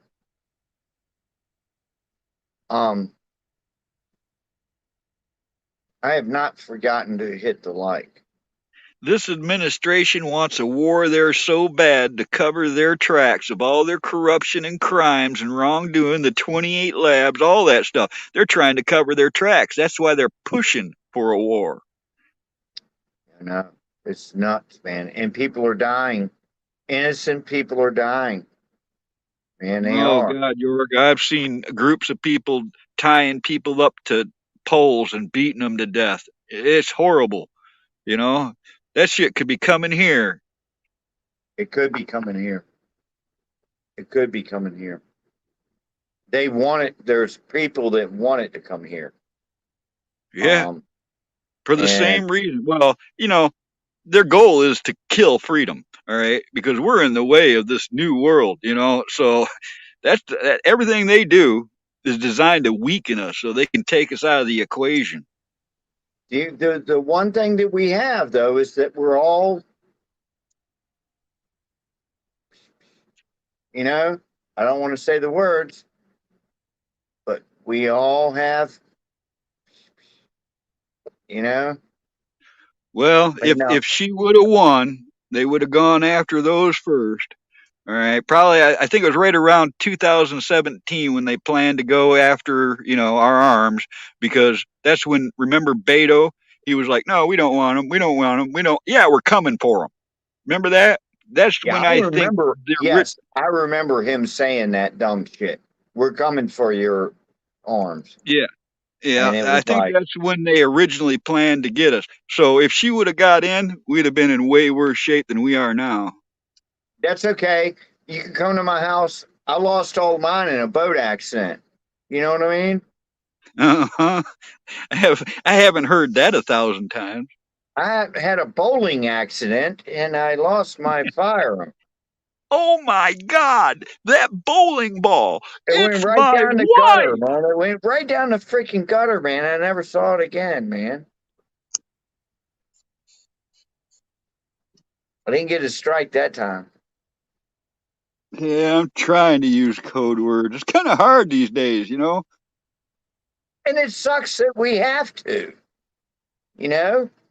We can't even bring up the freaking pandemic. I'll say that word. Oh, am I going to get struck now? We can't even bring up that, we had a global pandemic, without, oh, don't say that word or you're going to get striked off of YouTube. Yorga, have you ever heard the song by Charlie Daniels called In America? Yes, but I have to kind of tickle my brain a little bit to get that one. But yeah, I'm very familiar with Charlie Daniels. In The America. lyrics to that are amazing. And I Yeah. bet you never did think that it'd ever get together again. And we damn sure proud, because we're walking real loud and we're talking real proud again in America's. And he talks about how the rebels and the Yanks and the hippies and everybody's going to get Oh together yeah, at some point. yeah, I do remember that. I'm awfully proud of Kid Rock, and I'm not a big fan of his music. I'm not. Oh, but We I'm the People. awfully proud of him. He's like the That new We the Charlie People Daniels. song, I What's watched that? when he released that song We the People on YouTube. Within less than one day, that song had like 3 million views. No, it was 1 million views in one day. Within a couple of days, it was 3 million views. He's got balls. And that's the thing I'll say about Kid Rock. He's got balls. I'm not crazy about all the hip hop kind of music he does or whatever, but I like him, and I really do as a person. I would party with that guy. I still haven't figured out what the bomb dong dang dang diggy diggy diggy diggy diggy I and up don't know up. what I don't know what that is. And me neither. I don't know what any of that shit. I don't know what any of that shit is. Bump dump dump dang dang dang dang dang dang yang yang yang. I don't know what any of that is. I don't know. I'm a It's boomer. good to see you, Auntie Aunt Jack, Keno, I'm a and boomer. And I Dana. don't know that shit. Oh, I see Bonnie in chat. How you doing, Miss Bonnie? Ron. Indy. Tea girl. Sweet tea. Sorry, I'm doing good. I'm eating. I didn't want y'all to hear me. Vanilla wafers. No, real food. No real food. She's eating frog legs. Well, No. poor frog. We're gonna have to get him a wheelchair.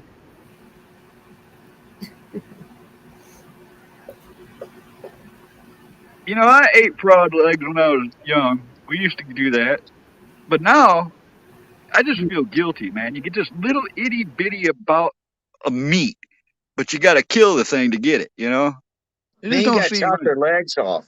You got to kill them and chop their legs off and leave the rest of the body. You know, I yeah. know. So I'm with you. I'm with you on that. It's like a guilty pleasure, but they sure are good. Wolverines and it, Jack. They sure are good.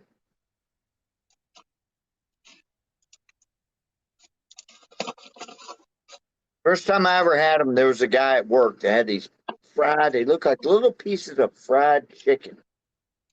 He was eating them, and I was like, "Man, that shit smells good. That shit looks good." He goes, "Here, have one." I said, "But wait, what is it?" He was like, "I'm not going to tell you till you eat it." I was like, "All right." He was like, "It's frog legs." I was like, "I can't believe I just ate frog legs," but they were good. They were good as crap. Ribbit. Ribbit. I know. I used to go frog gigging. I had a gigger, you know, with a pole, and I had a lanyard that went from the pole to my wrist. And I'd go out on this log on the creek, and I'd wait for a frog to come along. Or I even caught fish like this, man, just scurrying. And it worked. And I ate them I unselfishly. actually have a frog call. I can actually call the frogs right in. They No try to way. outdo you. There's a Oh frog yeah. call. Yeah. I don't know Oh, if I could do it very well anymore, but I used to make it echo over the swamp so loud that every one of them would shut up. And then the big ones would try to outdo me. I've heard the big bulls actually lose their voice trying to top me. I didn't know that. I didn't know they had a frog call. Yoga and Carl. Yeah, they got Bonnie. You said something about she's going live, or she ain't, or it wasn't her, or Not her. did she have an imposter or something? Or? No. No. It was a boo boo. Just ignore it. All right. Yoga, Carl, Unbon. Somebody's calling me. That's Somebody's Wyatt. calling my name. That's my son Wyatt. Oh, what's he want to know? Ask me any question. He said, "Hey, Yorga, Bon, Carl." I don't know the answer to that question, but I will make a note of it. He was just saying, "Hey." Oh, hey. Cool. Hay, wheat, corn, rice, alfalfa, winter wheat, whatever. Hey, yogurt crab tree. Very Be a song in there somewhere. that was drugs. LOL. Bomb diddy bomb. I hope you're doing better, Dana. I heard you're on the mend. That's good stuff. Hey, anti.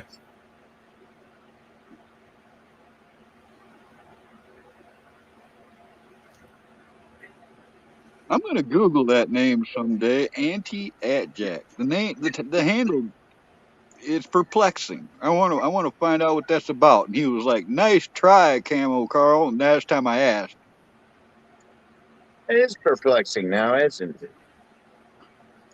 It sounds like a weapon that the Nazis used against us. The anti-adjack or some shit. now that you mention it, that kind of does. Like a It sounds like howitzer a or some bouncing shit. Betty bomb or something.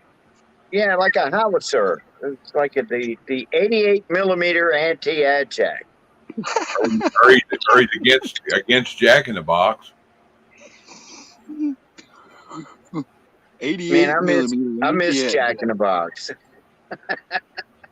I missed all that horrible food I could get at 12:30 at night. I missed They had awesome 99-cent tacos for what they were. But when you're drunk, I guess it could have been tortillas wrapped around peanut butter, huh? They were terrible, but they were great. I used to have a friend of mine that said his favorite thing to do was get drunk all night in a bar, go to Jackass or whatever it was called. What was it called? Not Jack in the Box. Jack in the Box. He said I'd go and eat there. I'd go home and shit all night and wake up in the morning and have to go work construction. I was like, why is that good? Why is that a good thing? I remember hitting 7-Eleven at 3 o'clock in the morning and getting those giant bomb burritos. Or the hot dogs, man. Yeah. I was going to say I ate one of those hot dogs once. That's like a beef jerky in hard bread. Right. It's horrible. And I got one right after Chernobyl exploded. And I went to frickin' 7-Eleven in the middle of the night drunk after hitting a bar. And I got one of those hot dogs, man. And it made me so sick the next day. I was like, I've ate a Chernobyl. I felt like had been radiated from Chernobyl or something. Oh, they were just exercising your immune system. It was hard. I had to call out sick from work and shit that day. Let's boost your immunity to typhoid. They're like, what's wrong with you? I was like, I ate this Chernobyl hot dog from 7-Eleven. You're good. Glows in the dark. Had that horrible chili on it and the cheese. And That's why I like the burritos. They were so radiated they glue in the dark, so you could eat them in a dark car and still see. This is right when Chernobyl happened, though. And they were talking about there's this dust cloud of freaking radiations going over Sweden and shit. And I was like, it got to Virginia, man. It had to, because that hot dog was so horrible. Yeah, 7-Eleven Chernobyl specials. It's green Gatorade and 2 hot dogs. It was the Chernobyl dog. Yeah, 2 for 1. Yeah. If the first one don't get you, the second one will. The second one will. Jerry, I had an old guy show me that you don't even need a knife to get pheasant meat. We were hunting pheasant. He took one of them pheasants, laid it on its back on the ground, put his thumbs together on its breast, pushed and pulled it apart, and that breast will pop right out into your hands. You don't even need to skin them or take a knife to it at all. It's like fast food, man. It's boom. Pheasant breast in your hand. My brain went somewhere else when you started talking about that. It just pops out in your hand. I'm like, what am I missing? Or what'd you say? You could do the exact same thing with a 7-Eleven hot dog from 1986. You just push it in and the whole breast of the hot dog comes out in your hand. It'll kill you because it's from Chernobyl. You know, the good thing about it, having some of that chili over there, it's been sitting in that box warm for a month. Oh, yeah. You can put all the mustard on it you want, and it's still going to be rotten chili, man.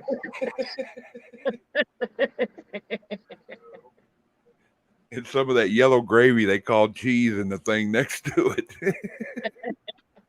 I know, you put that button in it, it looks like somebody's taking a dump on your hot dog, man. Saying the yellow made me think of National Lampoon's Vegas Vacation when he's in that casino. Give me some of the yellow and some of the blue. It just made me think of Canadian bacon. I was going to say it's almost as good as Canadian mustard.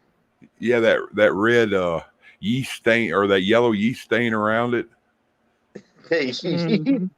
Yeah, you got any of that mustard? You got any of that bacon with the yeast stain that's all the way around it? That's the one I like. It's like getting a shot in penicillin on every bite, huh? Right. If you got VD, it works. You don't have it anymore. I can't see it from here, but I'm betting the numbers of viewers just went down.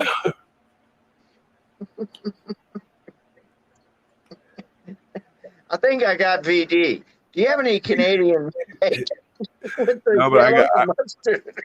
I think I still got a couple of Circle or 7-Eleven hot dogs in the freezer. Oh no.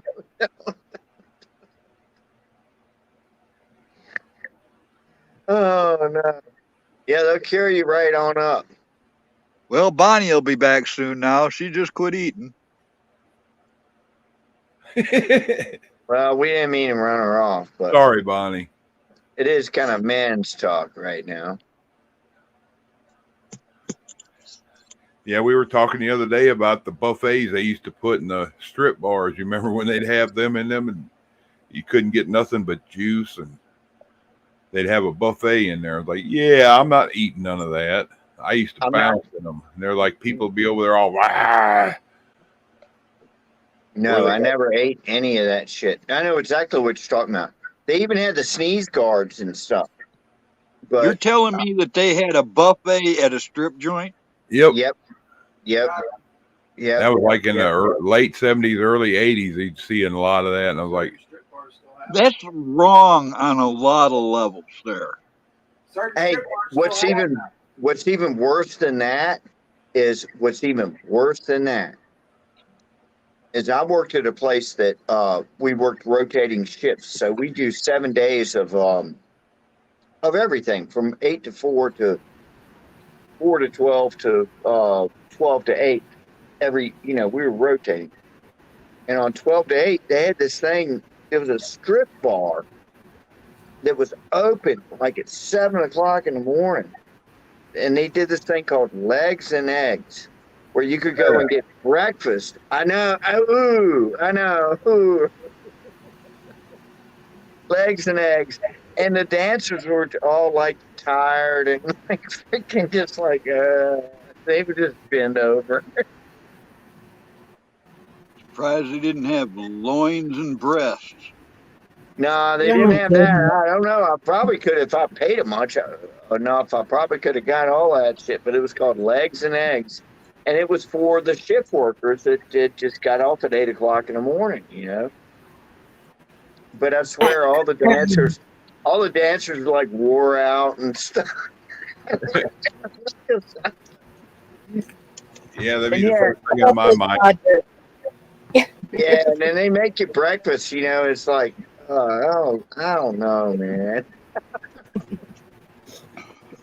They're totally 2 eggs over easy, some hash browns, and that'd be the thing. You find a fly in your food there, it'd be like, well, at least it's a fly.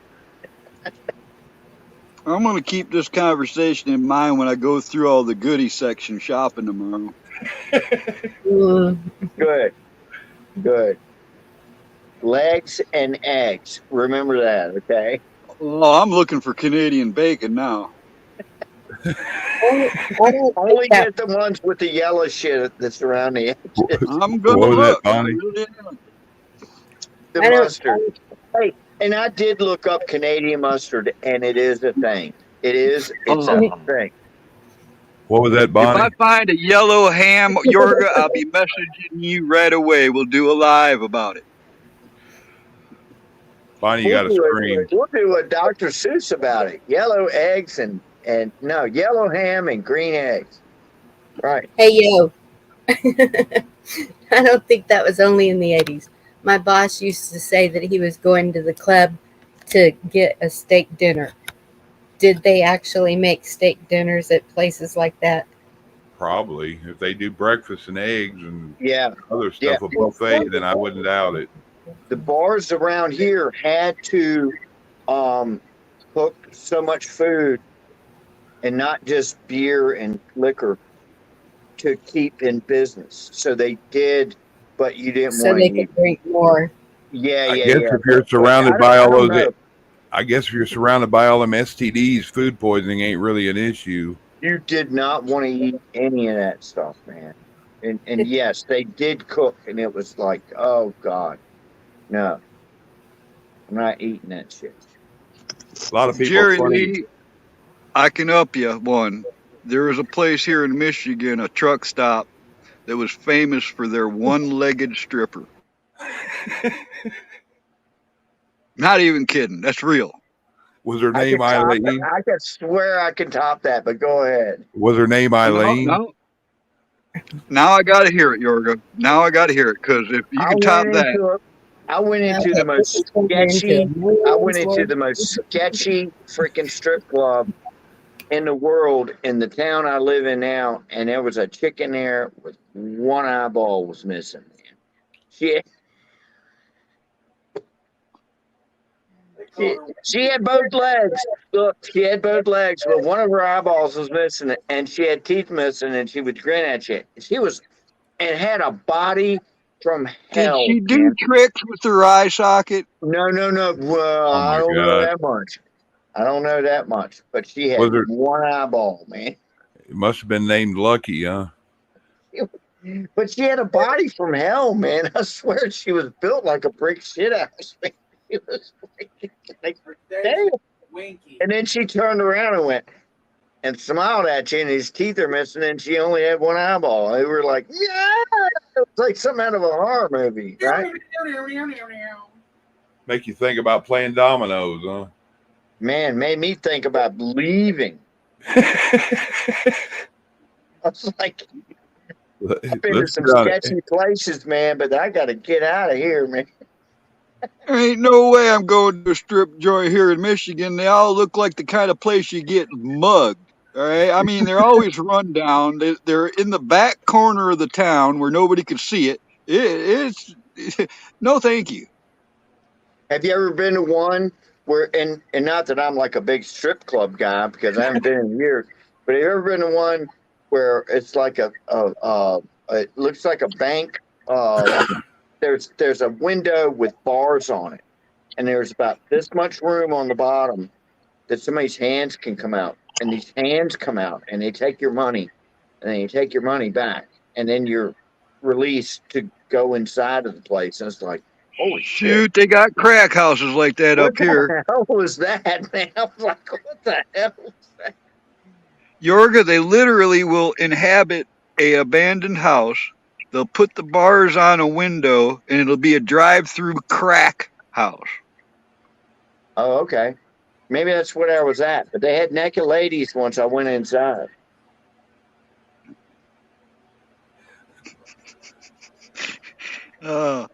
This always goes weird with Yorga on panel. I love it. I didn't get any crack. I'm just going to tell you. I didn't get any crack while I was in there. Just those hands sticking out from them bars, man, kind of freaked me out. It's like, just give me your money. It's like $15. Well, I guess Yorga. What are we doing, man? What are we? I guess Yorga, you're lucky when she smiled at you. A ping pong ball didn't pop out of that eye. Oh God, that would have killed me. I know people that do that just to freak people out, man. They pop that eye out and give you a wink and hold the ball in their hands, and they do that on purpose. I was already freaked out, and I was ready to leave. I had like a half a beer left and was going like, I think we need to go. Poor Bonnie. She's got a fig in her imagination. All right, let's change the subject. Let's change the subject so Bonnie can talk. All right. Let's Bonnie talk.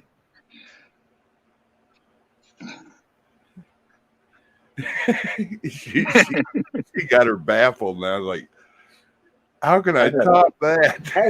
Hey, Bonnie, you got any one-legged stripper? You got any one-legged stripper stories? No. Good. How about them Dodgers? How about them Orioles? How about them Cowboys? How about them cowboy cheerleaders? No, Lord. That's all I know There's no about hope that. with y'all. Excuse me. Oh, we ran her off. Oh, well. So much about one eyeball, one-legged stripper stories. But that's what you get. Hey, Connie Carlo, baby. Too much testosterone. Testosterone, I know. It'll kill you every time. Actually, But you there's not enough testosterone in this country right now. You Too gotta many admit, people wearing straight leg or skinny jeans and blue hair, and shoot, some of them are wearing dresses. What the? I think that's what happened to them. They started wearing them skinny jeans and it mashed all their ass up into their brain. They become a bunch of shitheads, and then all of a sudden they dye their hair blue and sit in the middle of the road and scream and cry about everything. Oh, I'm gonna write a meme about that, Chuck. but you have to admit, old strip club stories are still funny.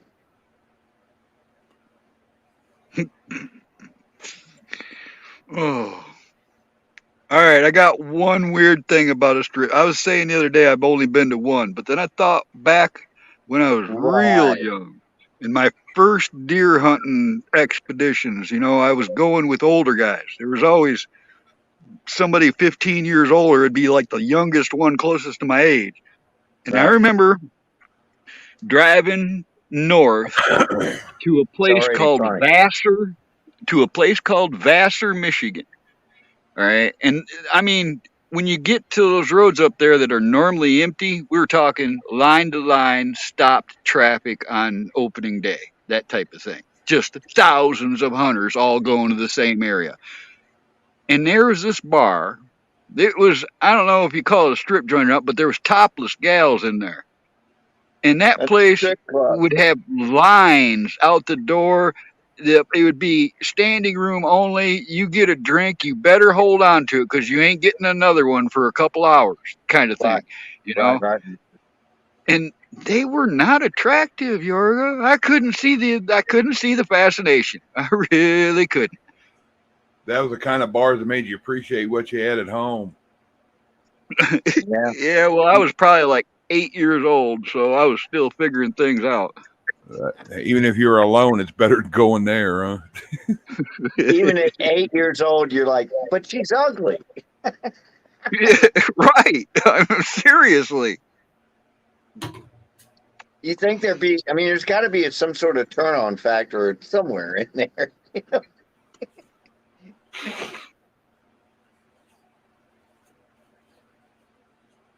So we've almost topped each other. You saw a one-legged stripper. I saw a one-eyeballed stripper. Could be worse. Could be Skip, the handicapped Chippendale. I know. Are you joking, Annie, or do you actually know where Vassar is? Isn't Vassar in German for water?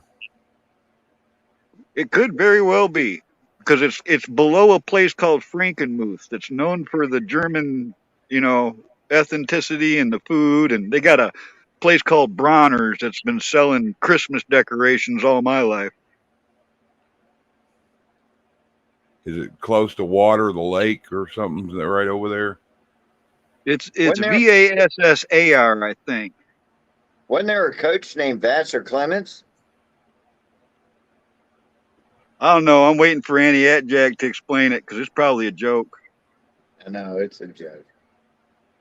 Yeah, it's Vassar though. Oh, Jerry says it's a Cabal college. All right. What does that mean? Catholic? Khazarian, bad people. So top 1% or 3%, whatever you want to call them. It means they got a secret handshake. For women. Only for women. They're also women, pyramid. Women don't shake hands. Okay, they got a secret curtsy. Man, a secret curtsy. Man, I'm jealous. I want a secret curtsy. You gotta wear don't start wearing skinny pants, Yorga. Don't do it. I've got some of those, man, because I'm skinny. I don't know, man. I mean, I'm not trying to look trendy. It's just that I don't have any hats, man. Hey, Nunya. What's up, Nunya?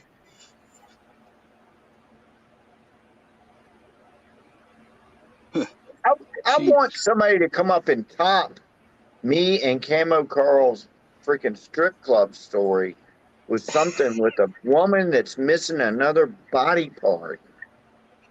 That I mean, it would just top. I just need that. I need somebody to top those two stories. An I eyeball got a or a strip leg. joint story, but it's long. Oh man, I'm all over it. I'm all over it. You want to hear a strip joint story? I'll tell you a strip joint story. Yeah, It's but actually a two. let's It's a not two-part lose story, and it's Bonnie not here. gross. Bonnie's kind of hang around and listen to it though. Yeah, but it's not gross like that at all. It's nothing like that. All right. I met this gal. She was quitting the stripping business. All right. She's like, my mom's got my kid. I want to get my shit together. I want to get my kid back. I'm like, all right, let's do this. So we ended up together, and I got an apartment. I was working my ass off and shit. And I come home early one day and went by a buddy's house just in time to go by the window, seeing her bending down, giving one of my buddies a beer and giving him a kiss. All right. So I was like, oh, fuck this. So I walked right in his house. There was like 3 of my friends there, and I called them all a bunch of fucking assholes, and I walked out. And I went back to the apartment, and everything I had bought, the furniture, the pictures on the wall, the table, the chairs, I broke it all up and put it right in the dumpster and left. All right. End of story, I thought, until about 2 weeks later, I'm walking up downtown Oxford, going into the store, and I passed this couple in an alcove on the sidewalk. And I thought it was her, but I kept going to the store. That dude follows me in the store. All right. And I went to the back store, got my stuff, came up, and he was already paying for his stuff. And he went out with a 40-ouncer full of beer out the door just before me. I followed him out, and he stops right in my path and says, "Are you fucking with Rhonda?" I said, "Who the hell are you, man? I never seen this dude before in my life. Big old ape, bigger than me, And he flinched. All right. He tried to hit me up the side of the head with that full 40-ouncer of beer. And all I remember from that point was like counting 1, 2, 3, 4, 5. And then his head's in the road. His feet are up on the sidewalk still. And what stopped me was I looked up and traffic stopped. And everybody had these looks of, wide agape, open mouths and shit. I was like, oh, well, all right, snap me out of it. And I left. All right. And I knew he was in bad shape. All right. So I went back to the house. I said, all right, here's my keys. I'm going to jail. I'll see y'all when I get out. And I walked back uptown, and there's fire department and, ambulance, police all over the place. And I walk up, and I literally, to one of the cops I knew, I put my wrist out and said, all right, here we go. He goes, nope, we're good, Carl. I said, what? Because I thought I was going to jail, man. He says, nope. Bob in the store saw the whole thing. Well, this dude, when I took him down, he tried to catch himself with his arms behind him when I landed on him. So I broke both of his arms. I broke his jaw. I broke his nose. I blackened his eyes. I broke his ribs, man. I fucked this guy right up. All right. Well, that was the end of that first part of the story. All right. So maybe a year, maybe 2 years later, one of my buddies and me and a couple others were going to go to the flea market. We went to the flea market, did our thing. On the way home, the driver, my supposed friend, beelines right into one of them strip joints there in Pontiac, Michigan. I'm like, I don't go to these places. He says, yeah, you're going this time. We're just going to get a drink and then we'll leave. I'm like, yeah, all right, whatever. Yeah, so I walk in. I love those friends. Well, he knew. He knew she was there, because I walk in and there's that ex of mine, stark naked on the stage. She sees me, and I swear she turned red from head to toe and ran in the back room, which was confusing because, you're standing in front of a room full of naked people, but I embarrass you. All right. So, she comes up and we get free drinks and stuff all night long, met some of her friends. There's there's 4 of us, and we ended up actually going back to their apartment later. But before all this happened, one of my friends, who was not a fighter, Yorga. He was thinking like he had to prove himself or something. Because I watched what happened. His name was Doug. He was walking through the crowd, and I saw him intentionally bump this dude and spill his beer. And then he started calling the dude out for bumping into him. And I'm like, oh, here we go. Here we go. All right. There's like 7 of them against 4 of us. And they told us, take it outside before anything got too harsh. So we went outside and the fight started, and that Doug guy was on the ground on his back, lost faster than any fight I've ever seen in my life. The dude took him down like, whoosh, he's done. Boom, boom, boom, boom, boom. And then he kept hitting him. And then he got up and started kicking him. And then I was like, no, no, no, no, no. This is done. You won. End of story. Quick kick. And the next thing you know, I'm punching people, and they're running, and all 4 of us are fighting now, except for the one laying on the ground bleeding.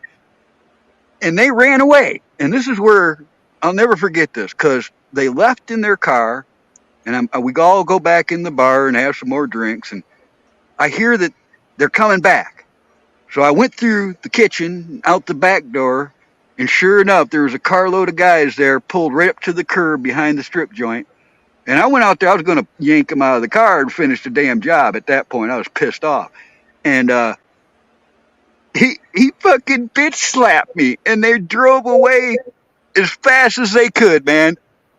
I've never been, I've never seen a dude bitch slap another guy. But it happened. All right, I got one. It's not as good as that, but I got one. So I went out to a bar one night. This is back in the 80s when I had the hairdo. I was in the hairdo 80s band. I looked like that 80s hairdo band. And I just went to a bar and I got really, really drunk. And this freaking woman picked me up. Right? And I'd seen her at a strip club before. I knew she was a stripper. And I was just like, I was in that mode of, yeah, sure, I'll go wherever you want to go. And she takes me home. And I don't remember anything about us, messing around, but we messed around and everything. And I just swear I don't remember anything about it. But I remember waking up the next morning and her shoulder was over this way because she's asleep. And I was asleep. And I wake up and I see this tattoo on her arm. And this is way back before tattoos were really, really, really popular like they are now. Way before that. And my eyes are starting to focus. And I was like, what is that? And it looked like a goose, but instead of the goose's head, it was a big freaking dick. It was a dick sticking out. And I was like, I got to get out of here, man. So she's Hold on, wait a minute. You just said you woke up with a gal that had a dick. No, she had a tattoo. She had a tattoo of a goose, but instead of the goose's head, it was a big freaking cock hanging out, right? And I was like, I got to get out of here. And I didn't even know where I was. I didn't know where I was, but I had my car keys and I had my car, and I got in my car. I swear I was on a road called Jank Road. No shit, Jank Road. I can't make this up. And I found myself home, right? So I talked to a friend of mine about that later on, a bass player I knew, because we're all musicians. And I was telling him about it. He said, it was a dicky bird. What? I went, what? He said, it was a dicky bird. He knew the girl. He had slept with the same girl that I had slept with. But why would you tattoo a goose with a big, coming out of the, why would you? And she's probably alive still somewhere. Yorg, all I heard was chick with a dick. Yeah, girl that had her dick over her shoulder. No, she was built like a brick shithouse, man. And she was a girl, but she had a tattoo of a goose with a instead of the goose's head, it was a big freaking thingamadoo hanging out there. That's what I And call hung when to you. wake up and your eyes are focusing and you're going, what is that? What? Oh, I gotta go, man. That's what I call hung when you got your dick over your shoulder. Right. Well, I measure mine. I measure mine from the top of my butthole. It goes all the way around and ends up being like 23 inches long, man. It's crazy. Take the old Stanley tape measure. If you measure from the top of your butt, I'll let you know how long it takes to go fuck yourself, huh? I never thought about it that way. But it does make it look bigger. And if you shave all your hair around the bushes, that does too. All right, well, it's been on almost 4 hours. I'm figuring to kill it. I was going to say, Bonnie's got to be gone by now.